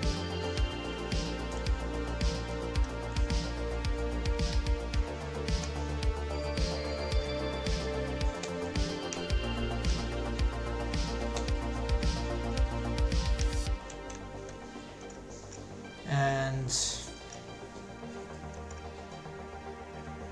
yeah, it seems too bright. Yeah, this can also help. Okay, let's do something like this and then re-blur. No, it's too hard.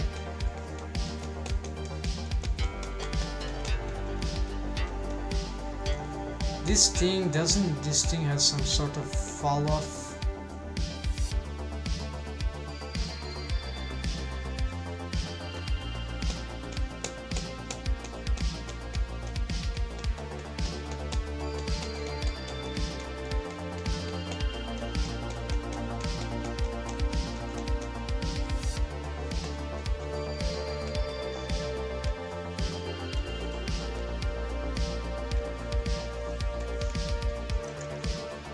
Yeah, I don't have the good grayscale, but that should be sufficient now for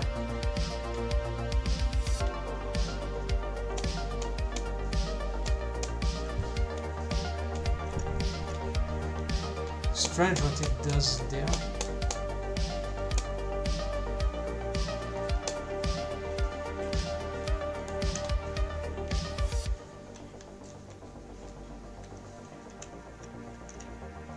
Okay, and then I'm gonna use this as a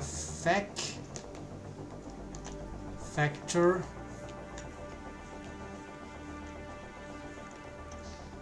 for, no, it's not a mix shader here. That will be a disaster. It will be a edge shader, but it doesn't have a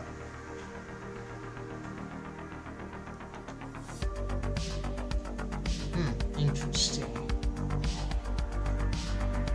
Maybe it's a color mix instead. So try to ignore this. I've confused with the. So you can probably, before I even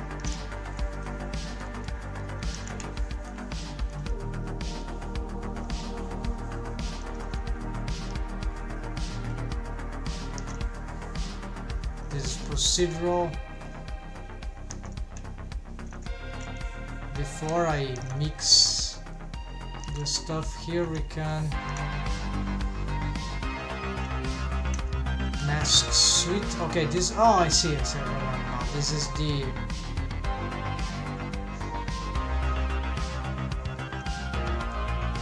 yeah, we have a texture mask suite.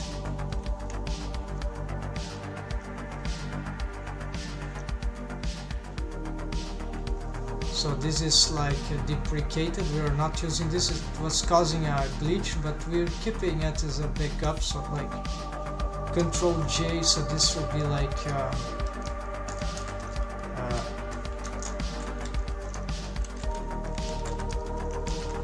for bake texture, because it was bugged, and then this one is safer. We just gonna Control J, and then we can actually Control J these two.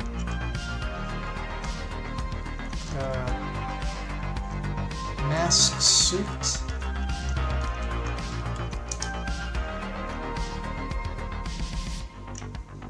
We're gonna change this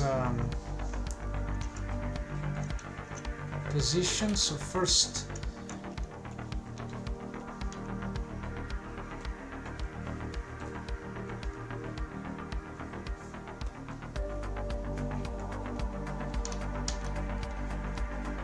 this goes to the bottom, we're not using it.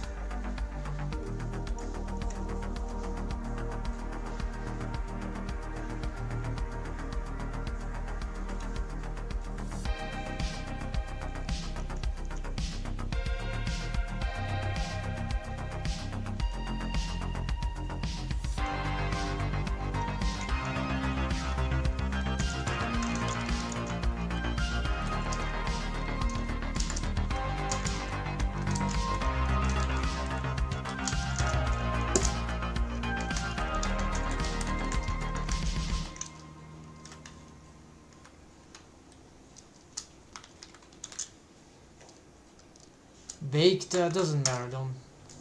This is the solution now,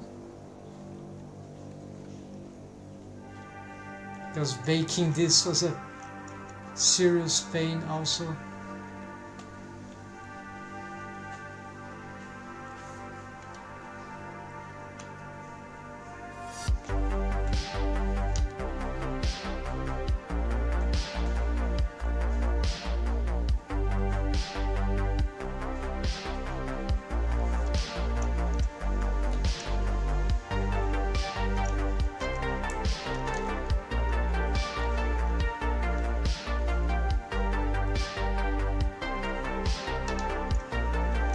this is the base skin.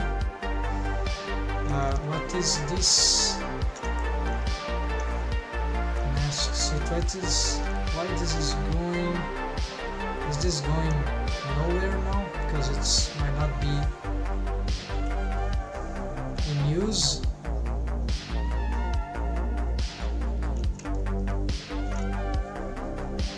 No, apparently it's still in use, but strangely, okay, we have this.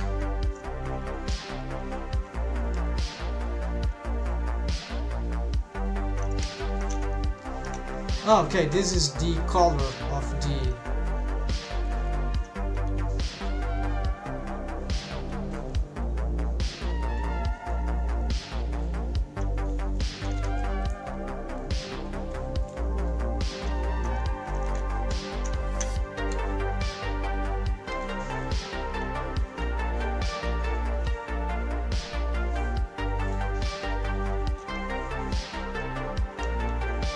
I hate nodes.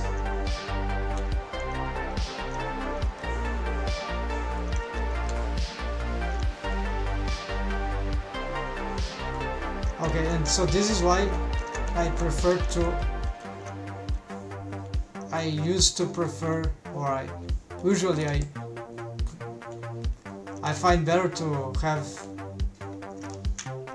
individual materials for everything, so I don't have to be mixing those labyrinthic stuff.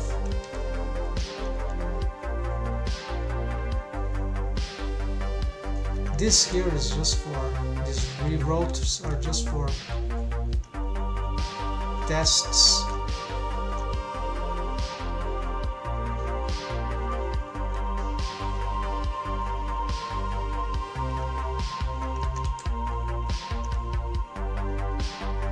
Okay, so clearly here, what is this?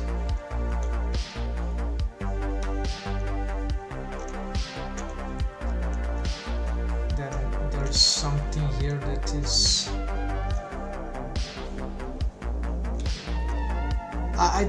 the only thing that I understand this is here is that I've started mixing all that I could in the materials one after the other, adding because they are all separated, so I started to integrate, and then it ended up like this. Something that I don't understand anymore, but it works. And then I left some stuff here, just historic, but should better be cleaned up. What are those ones? Character suite patterns. Oh yeah, so this is a special setup for the... Okay, so this mix shader is for the... Okay, so this one was the last thing, and I think this relates also to this...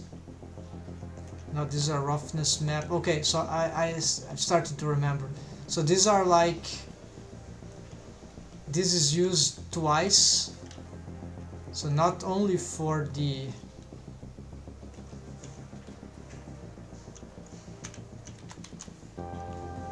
So all these nodes here, they are about the suite. There is some procedural setup. This thing here, there are many patterns there occurring.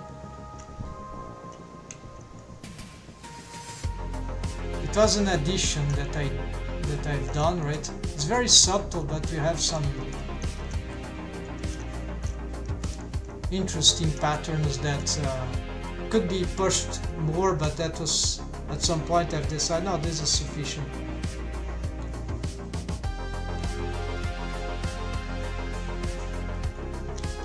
So let's clean a little this.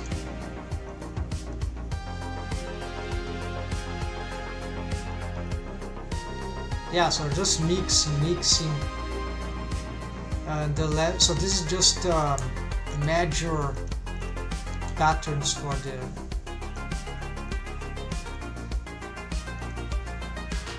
Control J. No.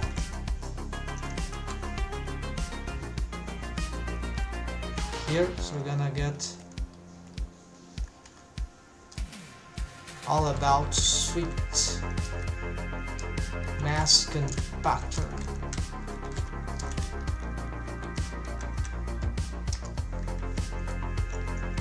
Okay, so here we can leave like this, and then what is this mixer here?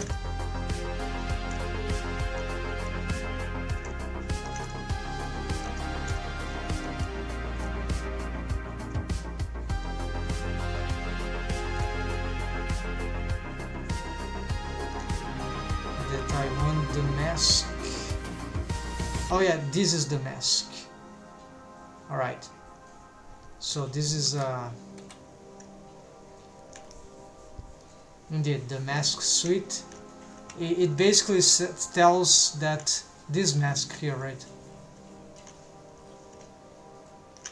And this was the baked texture from a procedural. The procedural was failing. Not failing, it was working, but it glitched. The pose always, I need to click a bone and then it retrieved its normal order. So we're gonna fix some errors there in the texture. Let's see here. Okay, so why this black color at the top is beyond me at this point. This is the base color. It's like it wants. No, this is not black. This is actually, yes, it is black.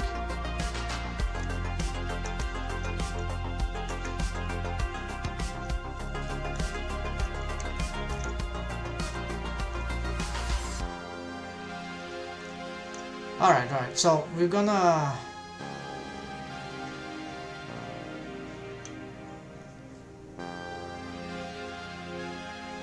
can add this effect in the end, right? So you have this, we're gonna add this to the, I think it doesn't matter actually. Well, no, the end that has a problem, the color mix, right? I was having trouble with that, so just gonna get a mix color. And so here is the face, so I think it's okay to mix it beforehand. Hope so. Then we're gonna use this as a FEC. So white is, so I'm gonna not mix but multiply, and so whatever, and here we could pick like this, and so the result, there we go. So they are much simpler to do this. It's just a layer, like a color layer.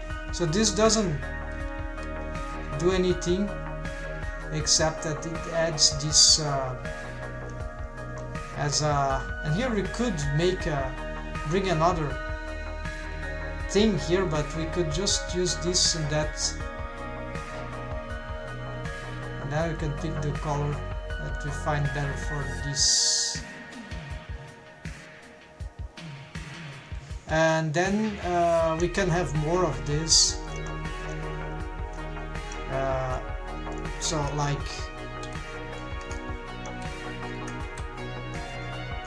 I don't want, I want the real name here. Okay, makeup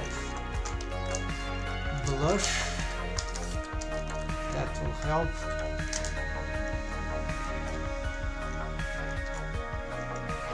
And then I could have this thing with a different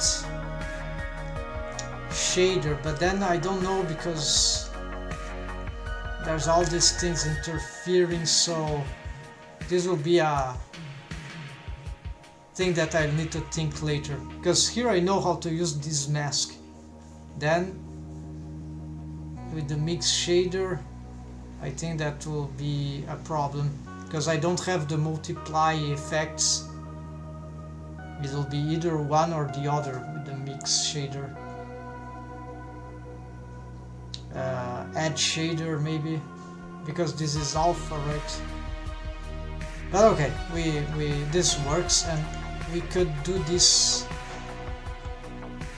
again for other effects. So I could probably return here, but of course let's click this. Let's fix some of the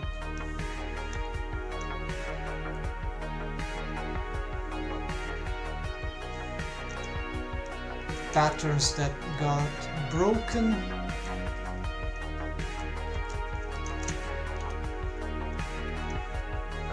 Clearly here, after I've UV unwrapped. I don't know where these faces are, so let's try this.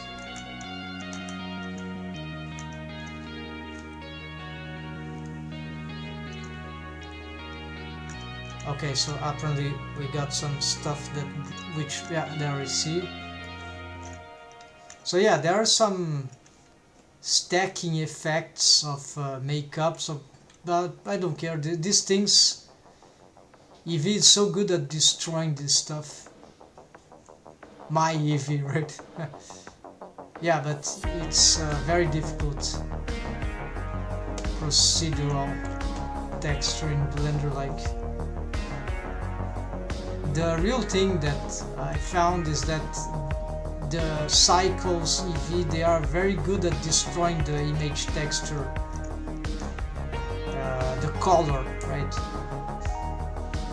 And what I'm doing, I need the V, is at least the shortcut that I'm using for this.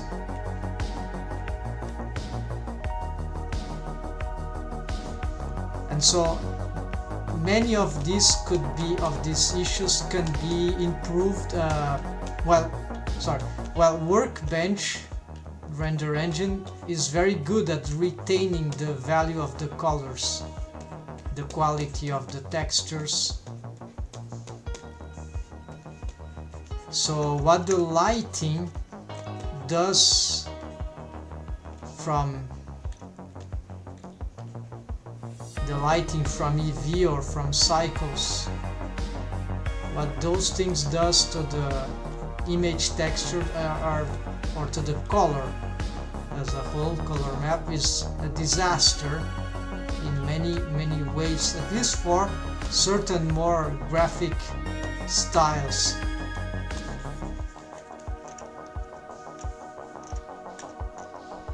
So the way that I've been exploring to try to solve some of these issues, work around maybe, it was to use the compositing to. I first attempted to get pure Workbench render, then I realized, of course, that no, with this I don't have the procedural textures available for me. I have to bake texture all the time, which is horrible. And as a workflow currently, at least vanilla Blender, which is what I have for this stuff. So, and the other stuff would be, the other limitation is the word lights, right? Many stuff, but essentially light objects, right? Can't use light objects with Workbench render engine. So then we can combine multiple render engines with the compositor. This has certain limitations, but it's very powerful at getting something more advanced and original, differently from trying to make shaders materials inside of Eevee or Cycle. This is, I wouldn't say this is stupid, this also works, but it's, the compositor is differentiated. It's there where we can maximize the value of the colors, of the harmonization of everything. We can even put a generalized ambient occlusion pass into that with Eevee, for example. And then we can make great stuff. So compositing is like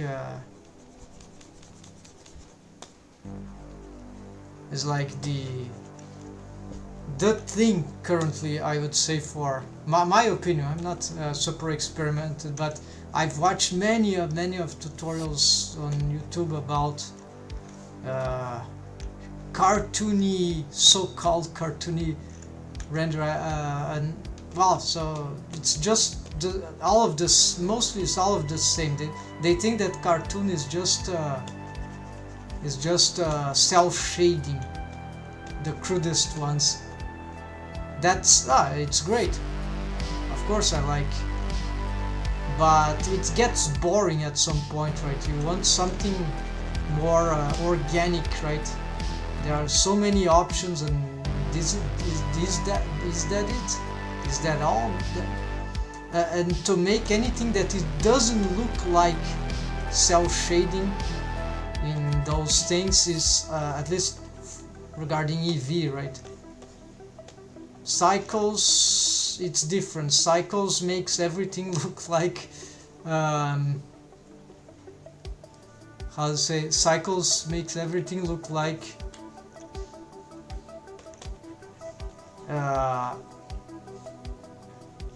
miniatures, plaster miniatures, something like that, and very noisy, very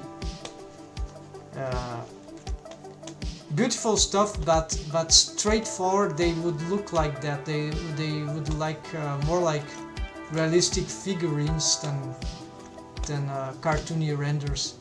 Even despite the fact there is something sort of a toon shader in Cycles. I've tried, but not impressed. Same of the same. But they are improving, right? Lots of upgrades are, at least for me, EV got much better for, I don't know, performance. You know, many things started to work better in 4.4.3, which is the version that I'm using, compared to one iteration back. So it's, I don't know what they're doing, or it's my scene just, but it's still difficult. The problems, some of the problems are the same. Too dark, EV. Okay, I think here we start to get some. What is this? Mesh. Shift F10. It is here. Okay, it's exactly here. I see where I need to.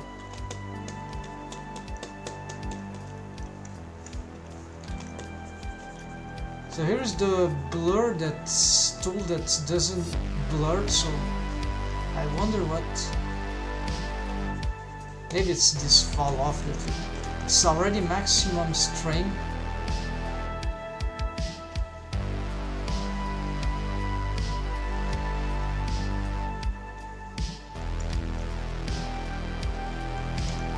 Never tried this, different types of a blur that draws. That sounds interesting. Except we need a shortcut to get in here, right? By default is soften.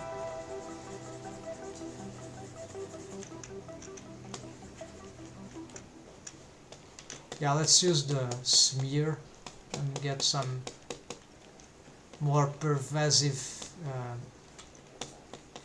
variations here. I barely see anything, but we can see here some, yeah, it doesn't look good, right?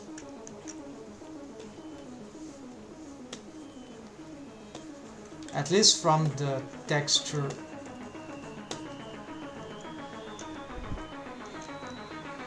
Okay, now it's sort of cleaned up. A little more here maybe. Here I think I remember something was weird in the tip of the nose. Yeah, I need to blur this too. There we go. Here we could use the blur too, maybe. We can use the... So for this, let's bring back the other material. not material, this other one.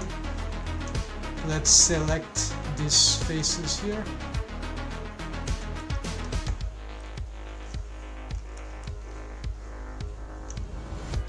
And well, there's the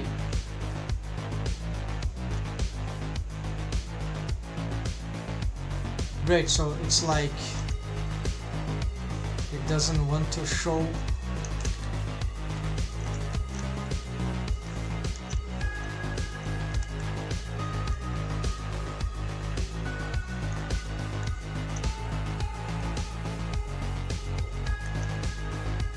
yeah, like I had stuff painted here, it's just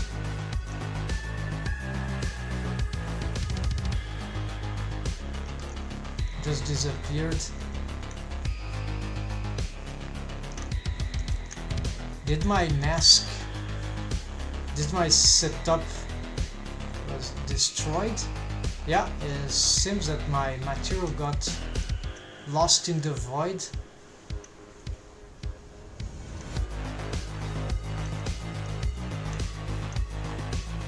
I don't know what happened, folks. That's very bad. So let's try to recover it.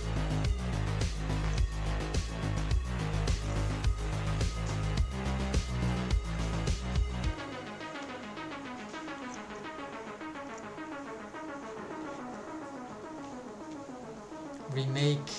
This time I'm gonna try.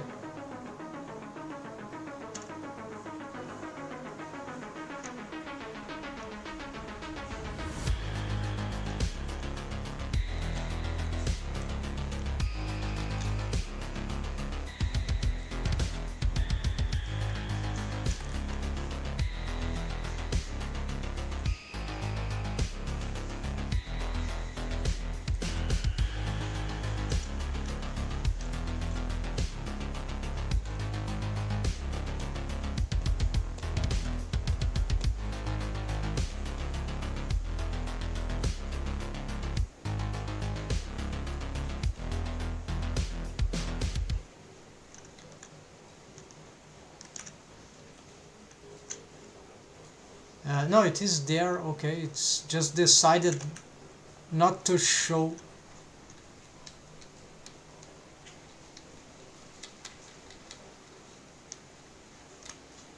Here for some. It's like as if I'm not in the.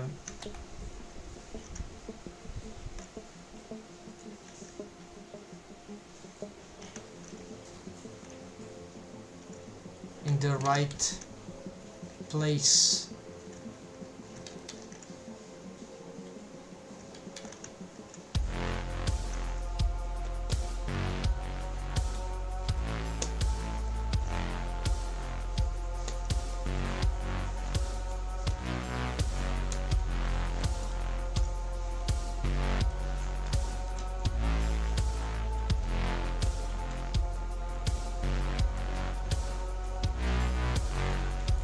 This I'm doing here, it's unsure if it's the correct or best approach for this, but whatever it is, if there's a better way that oh, this one is black and this one is white.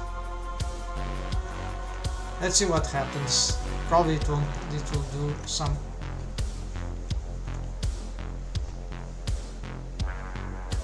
Inverted effect. Now the thing is not working. The Blender thing got crazy here.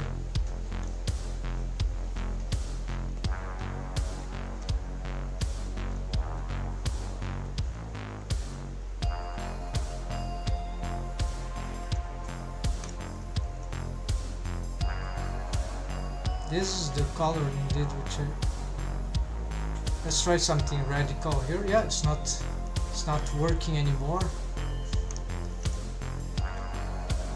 Okay, it's working here.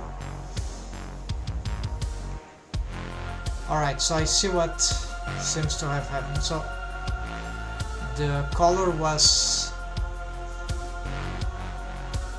shifted in some way that I don't know.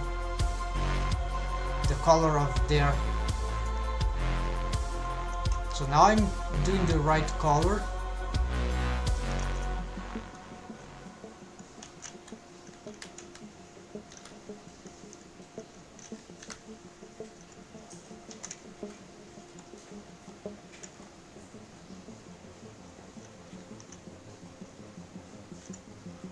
She remembers some what is the, some figure of some kids TV show.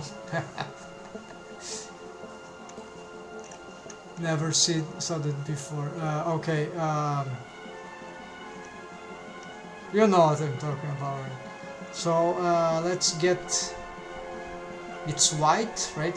The whites, and somehow here there is nothing, so I'm gonna repaint this into some whiter colors and keep blurring. And no, this is not blurred, this is blurred.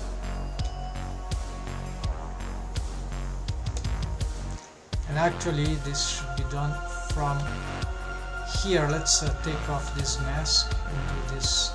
Yeah, so this also works. Let's expand Control Numpad Plus,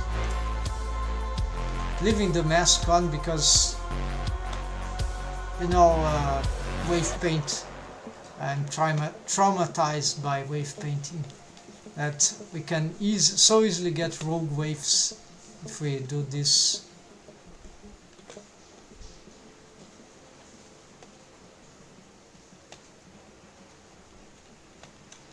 Without masking, right? Without protecting.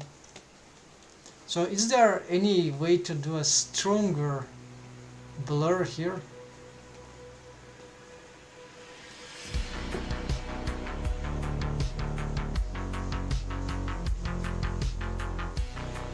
There are other things about never used here. Yeah, this doesn't look good. Softeners.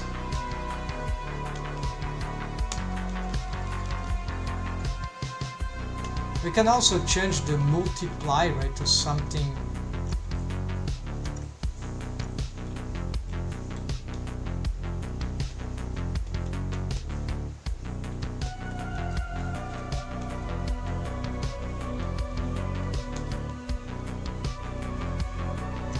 Alt S, no, this. Oh yeah, okay, this needs to be saved. So okay, let's save immediately. Save the... no, not from here.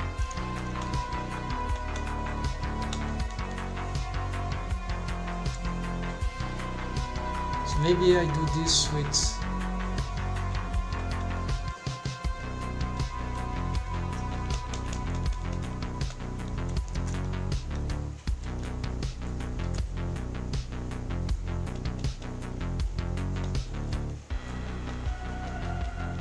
Okay, then we re-blur generically. Too large brush for blurring will make it very... It was displaced now.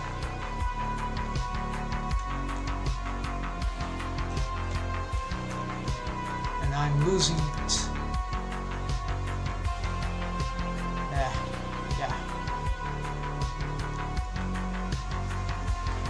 Here I'm gonna do from here.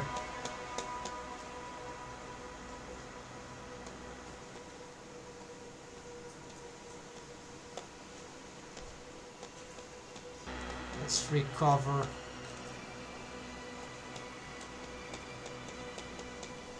And then let's re-blur.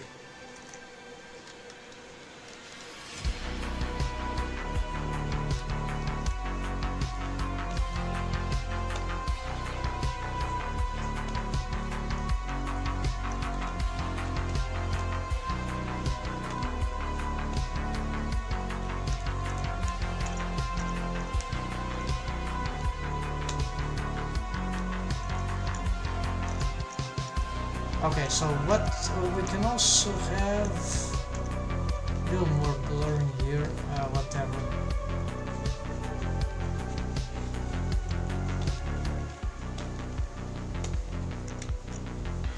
And save here, then we could try to, let's see,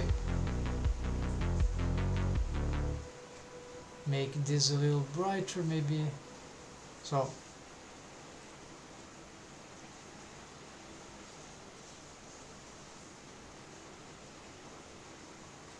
I leave towards this.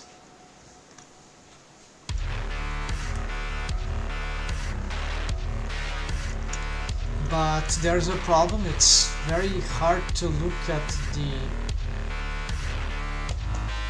No, it doesn't show in the...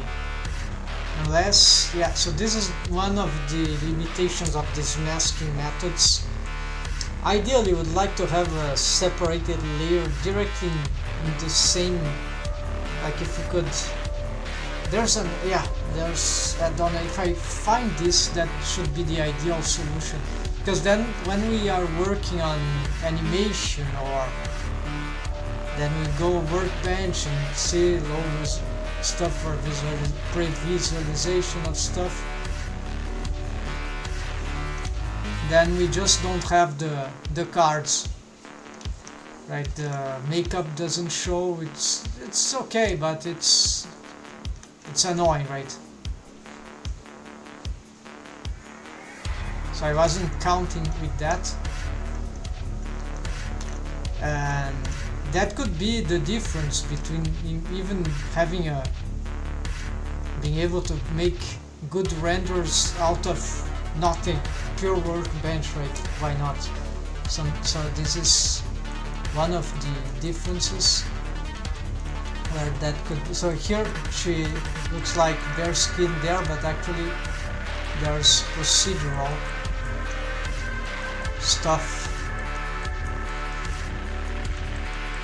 Alright, so here this eyelash seems to be too bold for her, but the important thing here, folks, is that, oh yeah, there's this method here, multiply what we get. We'll try other stuff. Okay, this doesn't work. Add, no, not working. Screen, no. So it needs to be multiplied in this case. All the others won't be very... most of them won't be useful, but yeah, there's...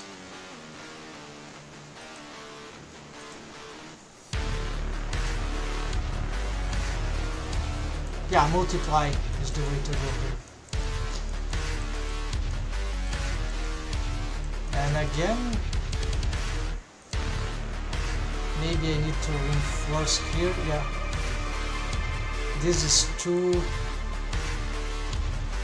The part of the nose, they are not matching. Anyways, things to be updated later. Let's see what's next here. If I can get to my list here.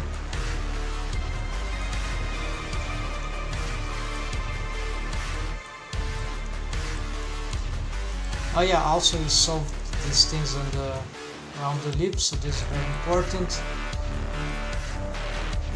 So we've painted this now. It was priority. We didn't finish this. Okay, they are, because this revolves all around the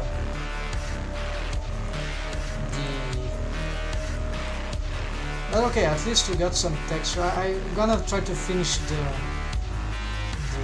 eye hole things, or the clarisocular, the... Okay, so there's something about the makeup that we did, right? Not for eyelashes, which are... Yeah, at least we started making makeup. So slight improvements. But this is too little progress. let's go here and go back to the...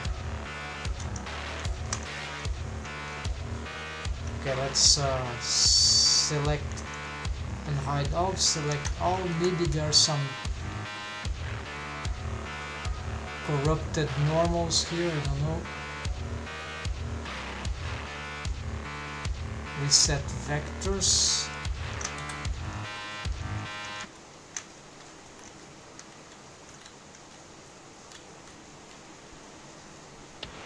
Okay, then let's go again back to the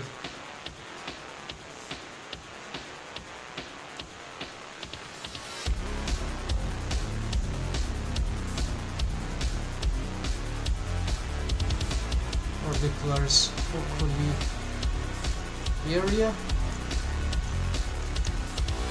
We need the bones. Yeah, we have exactly the bones. No need to select the armature in this blender version. Turn off subdivision surface modifier. This is the simplify option from the render tab. I have assign a shortcut for it. Shift Control Alt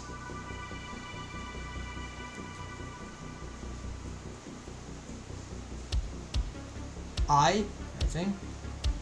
Yes, and of course you need to reduce max for the viewport only, right? It's max divisions to 0, and the rest I don't remember what it was, but it's just this is set to 0. So here we're going to address the wave paint on the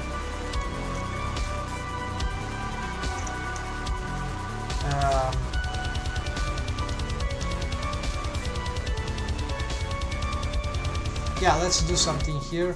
Select the bones by color, shift select. Okay, this is not working, so we need to go here.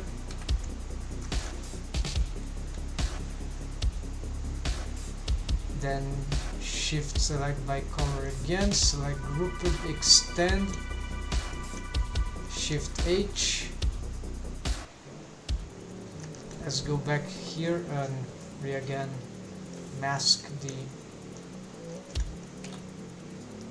Let's also hide the eyebrows. This is not necessary. We're gonna hide some mesh there that we don't want. Yeah, this also gonna hide, and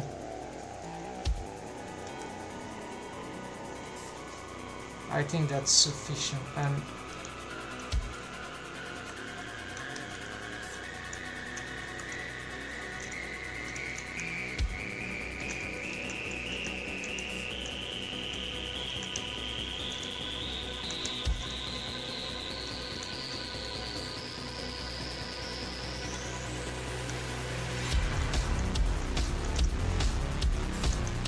okay, so the quest here is to improve these waves. So possibly I can push some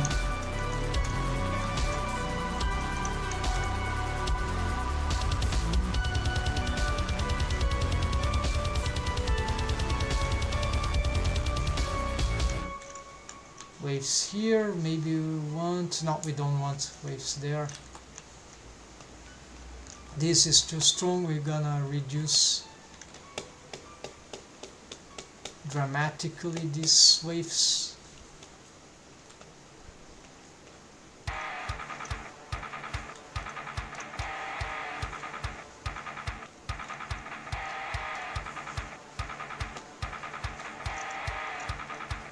This is probably a mistake.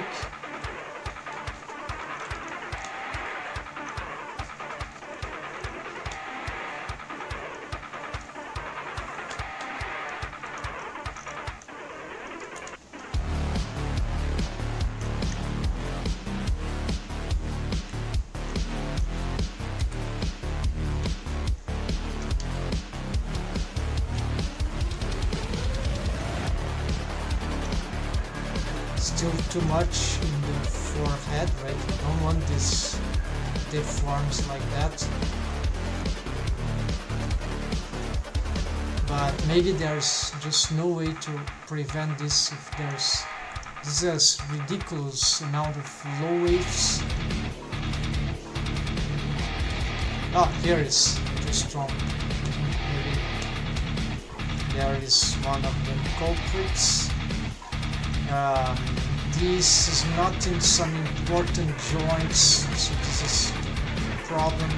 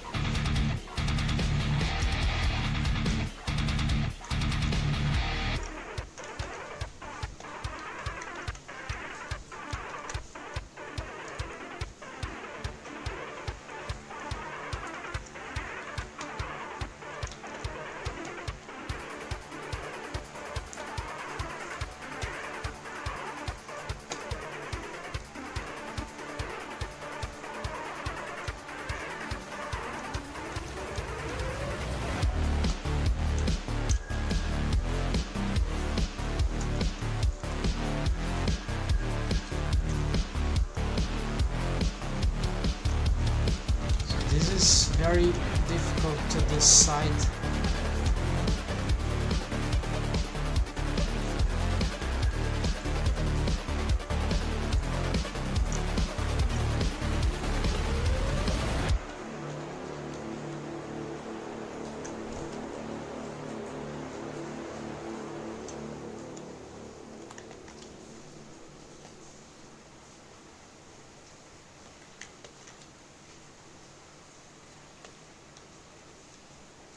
Okay, it's getting a little better.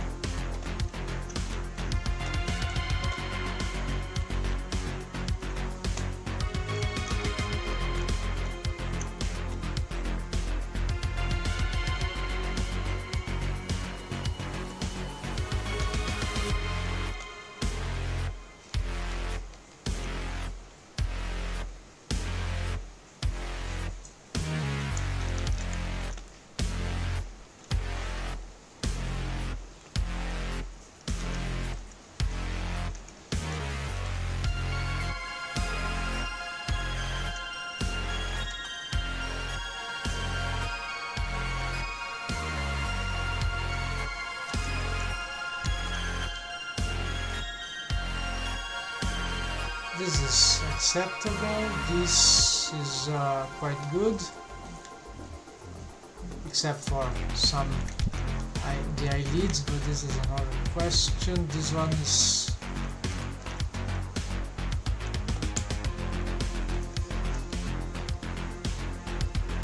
seems to be adequate, but it could be smoother. Something about the joint, right? We want probably to maybe bring more waves here. Not sure. Could be just a lack of geometry here to get this smoother.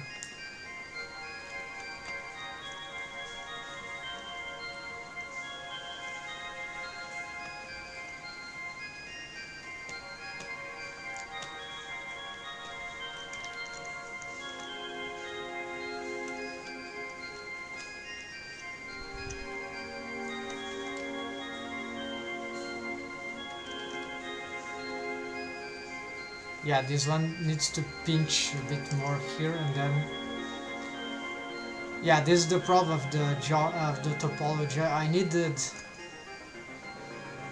to have something exactly in the center, so this is a typical mistake or of designing the rig, is that of course I wanted to reduce the topology, and when we were messing up with when our making the shapes adjust properly, then sometimes the verts to better distribute the mesh and shape, it doesn't go in the center for whatever reason, and then we get these little problems.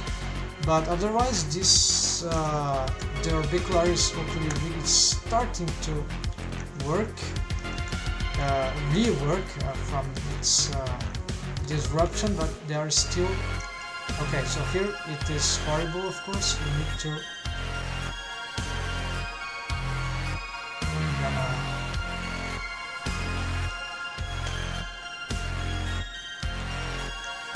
take off these waves here. Could be dangerous to expand the bendy bone beyond, right? Because of these artifacts there. So not good. We should probably try to do. It can be, if it's very subtle, it might still work, but let's be careful.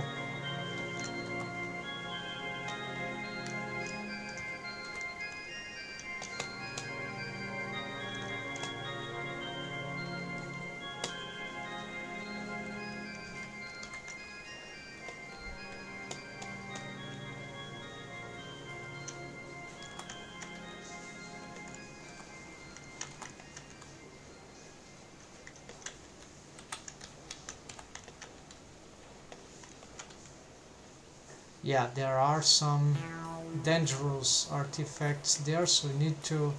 Here we got a wrong expansion of waves, and here we can probably reduce all of these waves.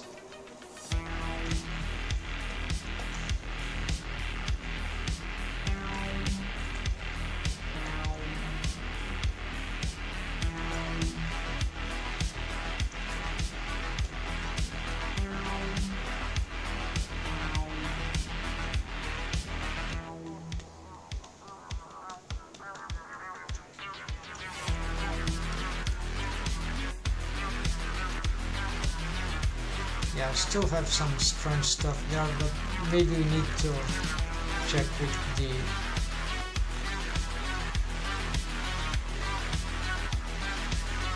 Looks like there's some crazy road waves somewhere.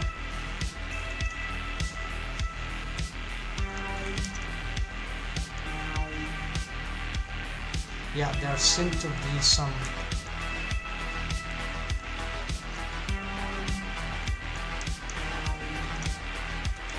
I think it's under the.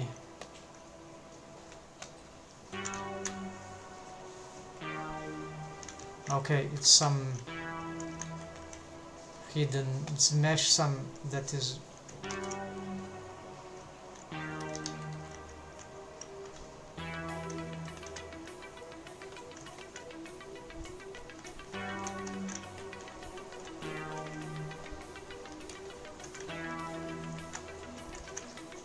Gonna address this.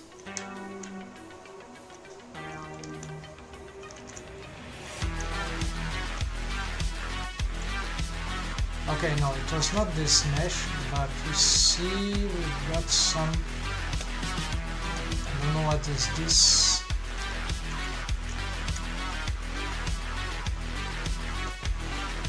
Okay, now this seems better.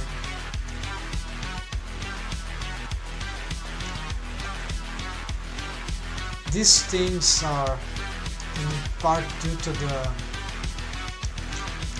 subdivision, lack of subdivision surface modifier. It's sort of bring things to good places.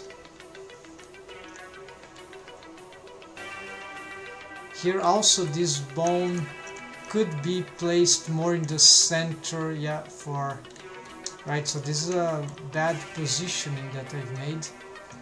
Don't know why. Maybe to try to attend exactly the joint. So the same problem. I wasn't able to get the best distribution here for the redisposition of this. So it's the mesh and the bones. It's tricky because depending on the character design, yeah, I tried to get. Alright, I'm confusing the eyelids and the orbicularis oculi are different setups. We can make a circular thing, a cyclic thing, but Benny Bone spline sequence, but it's not necessary and it won't help too much. Maybe for organization it's cool, but it doesn't really improve, for example, the sides. Like, it's just for having a connection and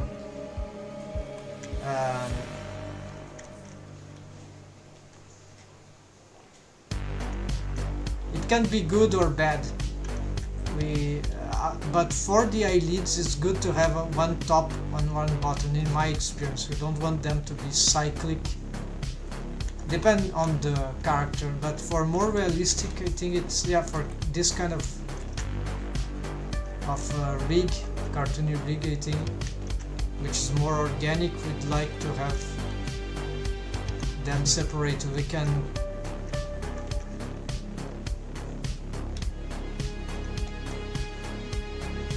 alright, so the wave paint, of course I need to do again the masking.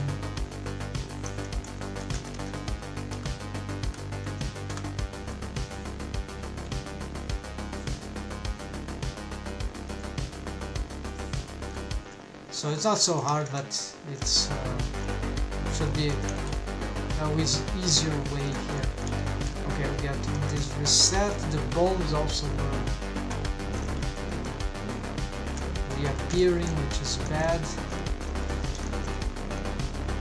Okay, so now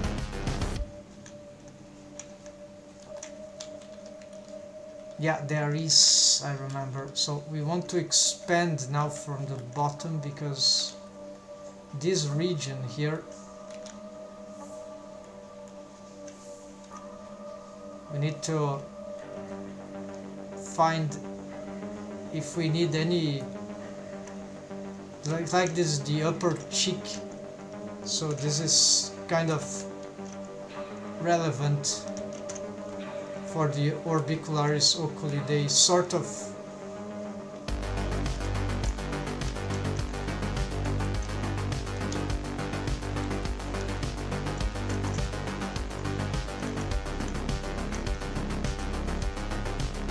relate to the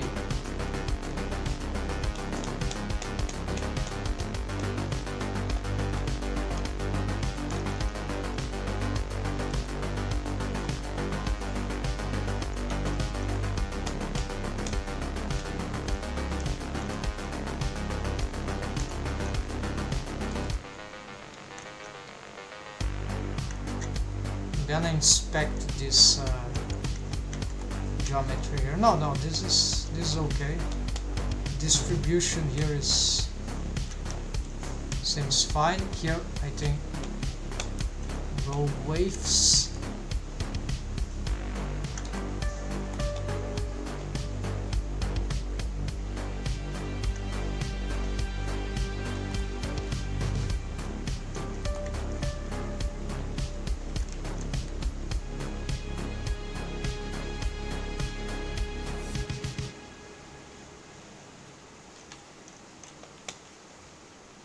This part seems to be good as well.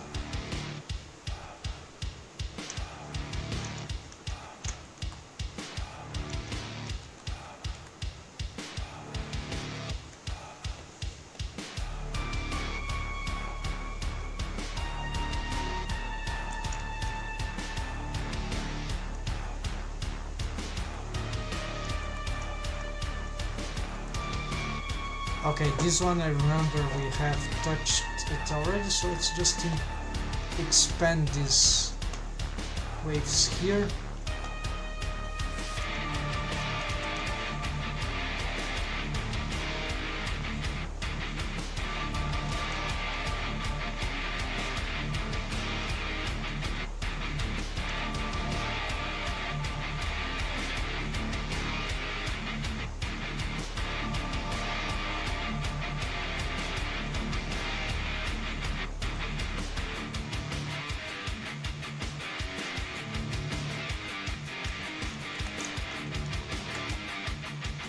Okay, that seems plausible. What about this one? No.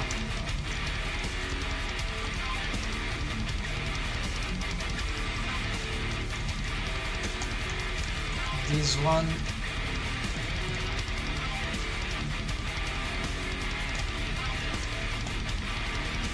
Yeah, so this one go all along here, so this already seems dangerous. Here is where it might be important, and for this phase loop I think this will be dangerous too, so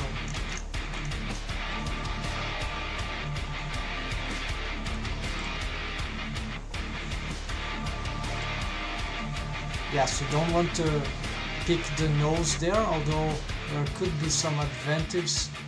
We don't need this.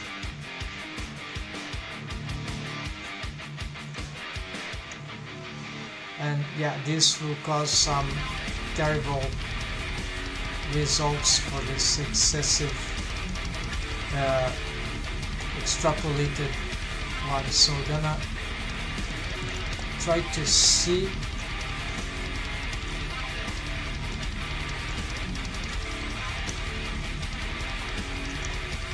okay, what about this?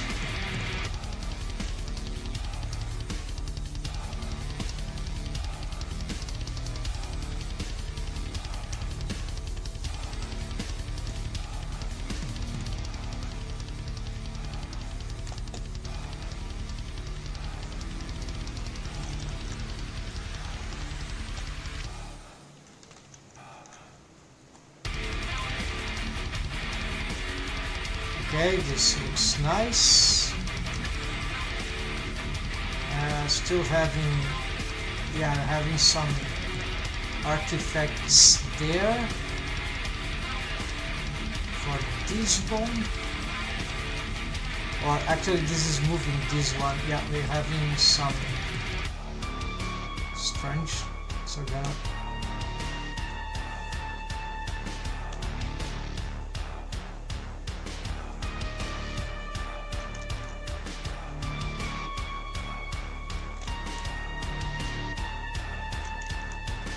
Yeah, I'm gonna try this. Still having on top of there, so looks like some rogue waves from distance, but I don't see.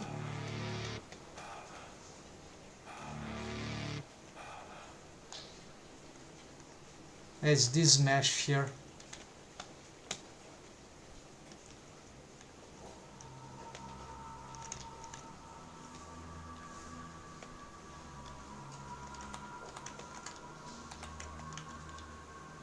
Now we're still having. Okay, let's return here.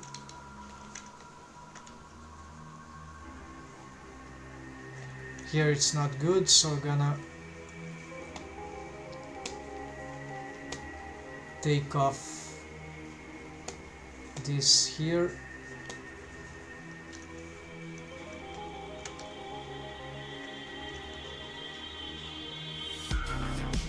Okay, this is better.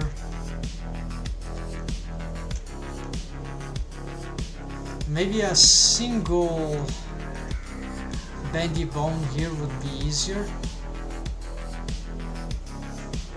Like I have 1, 2, 3, 1, 2, 3. No, maybe we can have just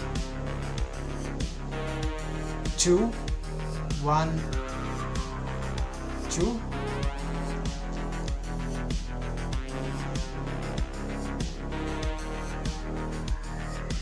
it's a bendy bone. Yeah, maybe this is really too much.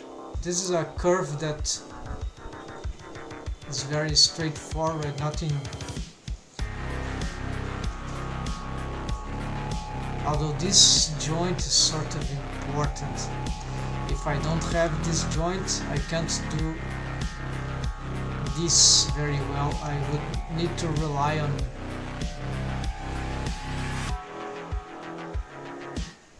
so this joint is important. We have this joint also important, so this is why this is like this.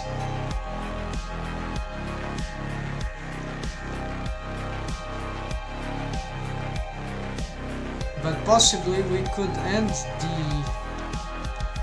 the orbicularis oculi here. We might not need this one at all. As for this, we might not need this entire one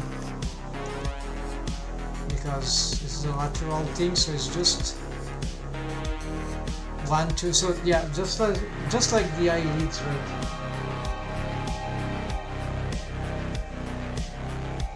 Just like top and bottom. Yeah, so a good thing to investigate, but essentially now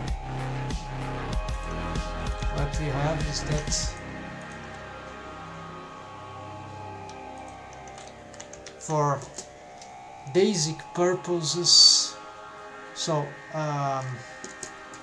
orbicularis oculi is fixed. I hold a re-wave paint if possible. Transfer away from proxy. No, too late. So we got this fixed. The proxy mesh here is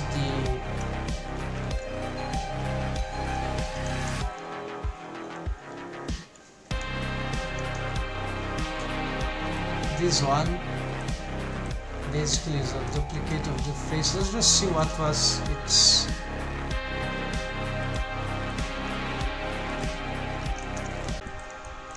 so I had the forms were not really working, but there are some modifiers going on. Yeah, it was left unfinished. This was probably problematic, yeah, so I wasn't totally aware. Here it is very strong here. Yeah, so very strong waves in these regions, maybe unnecessarily strong, right? And then this one, which is really, yeah, it works, it's like that, but again, this is the head structure, right? So you might not need too much bendiness, no need bendy bone around here. And if we have this here, we could just connect the bendy bone spline at some point. That might even work better in this case, maybe.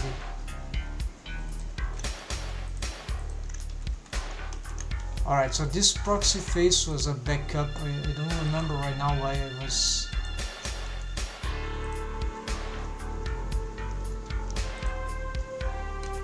probably related to this retakes and some additional exploration. So we need the subdivision, we need the mask.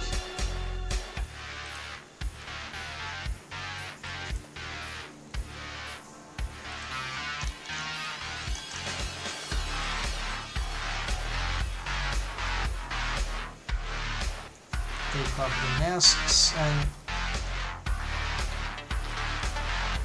some other bones which are useful, these main bones, no, these are for the eyelids. So there are some other bones for the face. These mains, I'm not sure they are totally functional. Yeah, the automations need to be rearranged, but this will move will control the orbicularis oculi, and the orbicularis oculi will control the eyelids through bone constraint. So it's an automation following automation. So this is for the eyelids, top, eyelid, top. This is just the individual eyelids. The eyelashes follow the eyelids through automation. We don't have eyelash bones here, but we could have some controls for them. Here,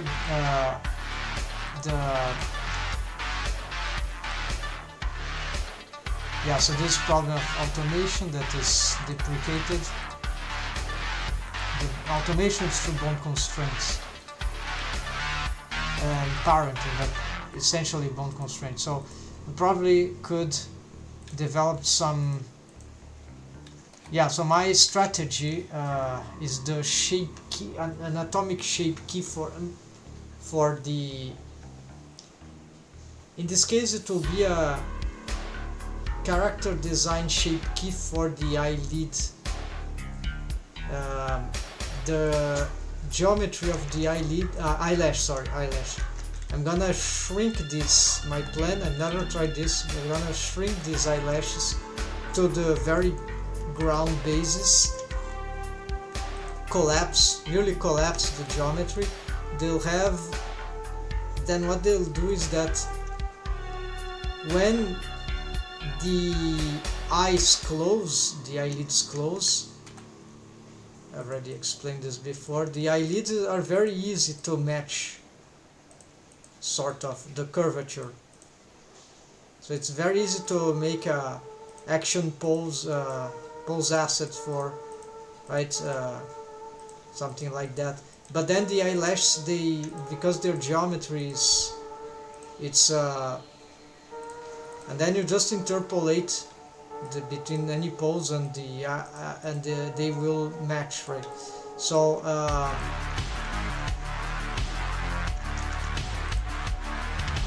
if the geometry of the eyelashes, instead of starting like this is actually a shape key morph, like a constant anatomic shape key. I use this for the on top of the universal sonic melt rig, so I don't have it yet, but I need to make the anatomic lips. So basically these lips are the regular geometry which works for the melt rigging in general, and universal sonic melt rig is one of the principles.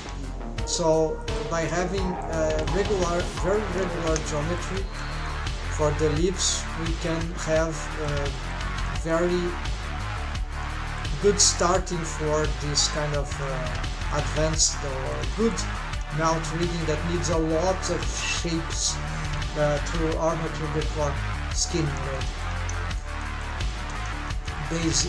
To deform bones, right? And so here the idea would be to do the similar thing for the eyelashes, and I've never done it before. It should totally work, but the problem is that okay, I need to develop, then this will become not the basis, this will become the shape key one. Now it is the basis, but it shouldn't. It should become all these shape keys are old, probably should delete, but we could make like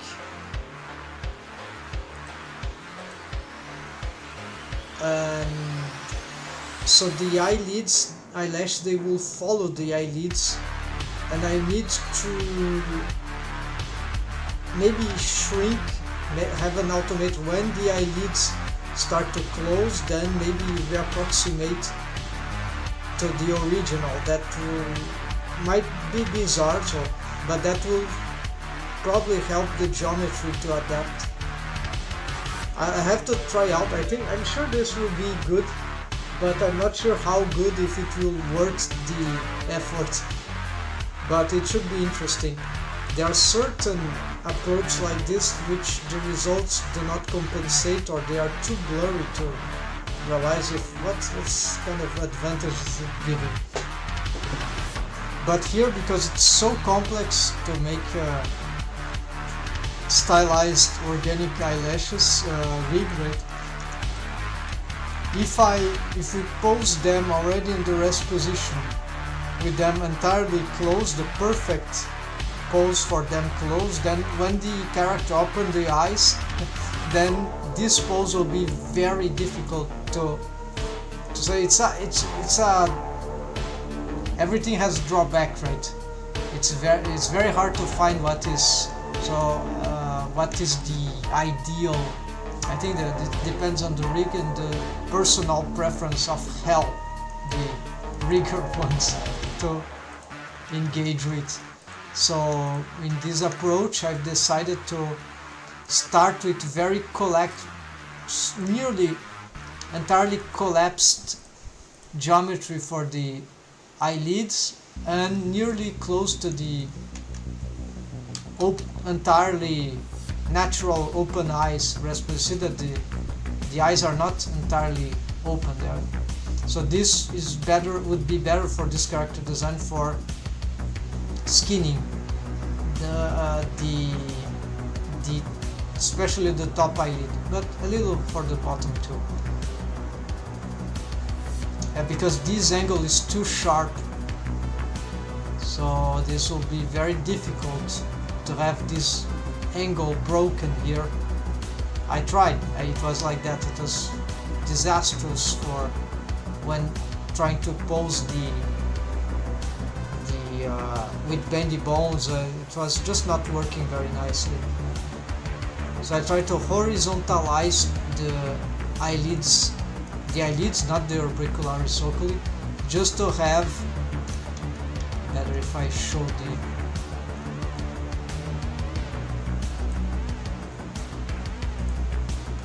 differences.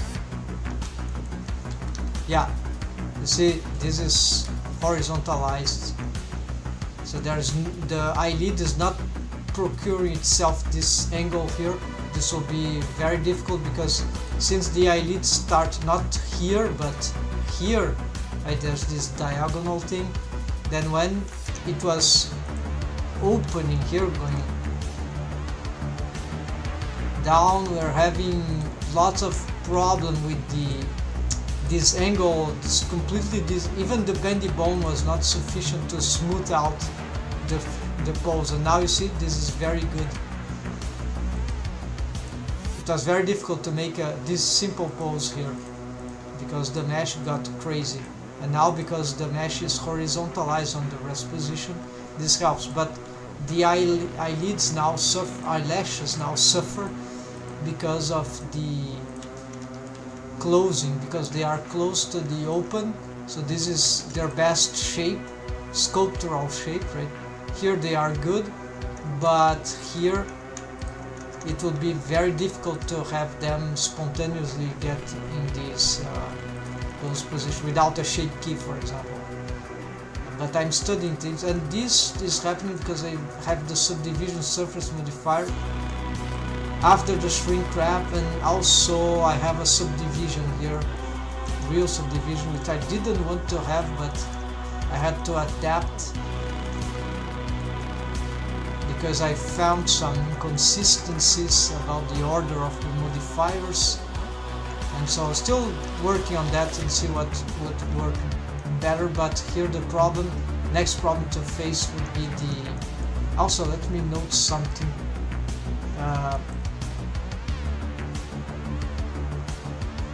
Yeah, fix one problem, another appears. This one, but I'll reduce orbicularis to 2 V-bone splines top and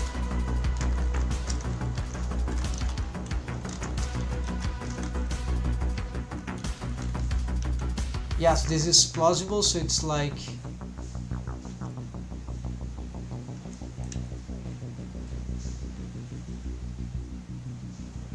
no, how would be the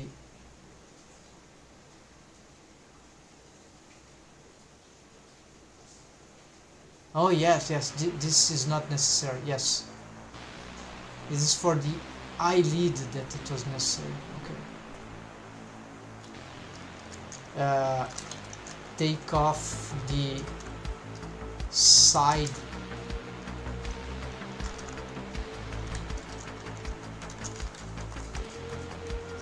yeah, so this is very clear that this could be advantages. I knew that already, but long time I don't address particularly this Dorothy, so I was doing other characters which had slightly different character designs. It was somewhat easier in some aspects to make the eyes rig. So I think for today this will be it, folks. We got some important progress, so now that the orbicularis oculi are fixed, even though we can make improvements to this, we can have much better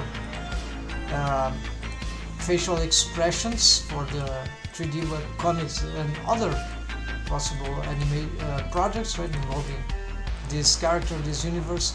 So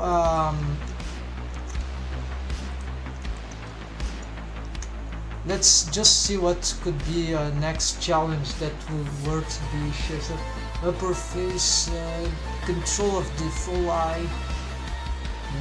In my case it's not the eye, because the eye is a single eye thing, like Sonic, the character designer. It will be more about, although it will be cool, right, but then I have to separate the eye, entire eye. Yeah, I see left eye control. I thought about this. Twitching, eyelids twitch. Not sure I need this control eye. Correct follow-up eye strike. Need to improve this. Yeah, this is somewhat important.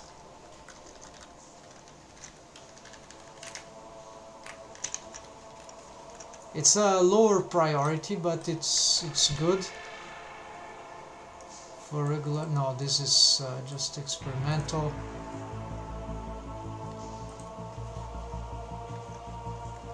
This is probably good, but not worth sharing. This just fix the problem about the major problem with the eye holes. Eyelids, rewave paint. Eyelids, yeah, this is. I think I did it, but I need to revise it. So we're gonna check that. Improve eyelids collapsing pose. Yes, this is sort of important. Although, yeah, actually these two are priorities, but not super priorities, so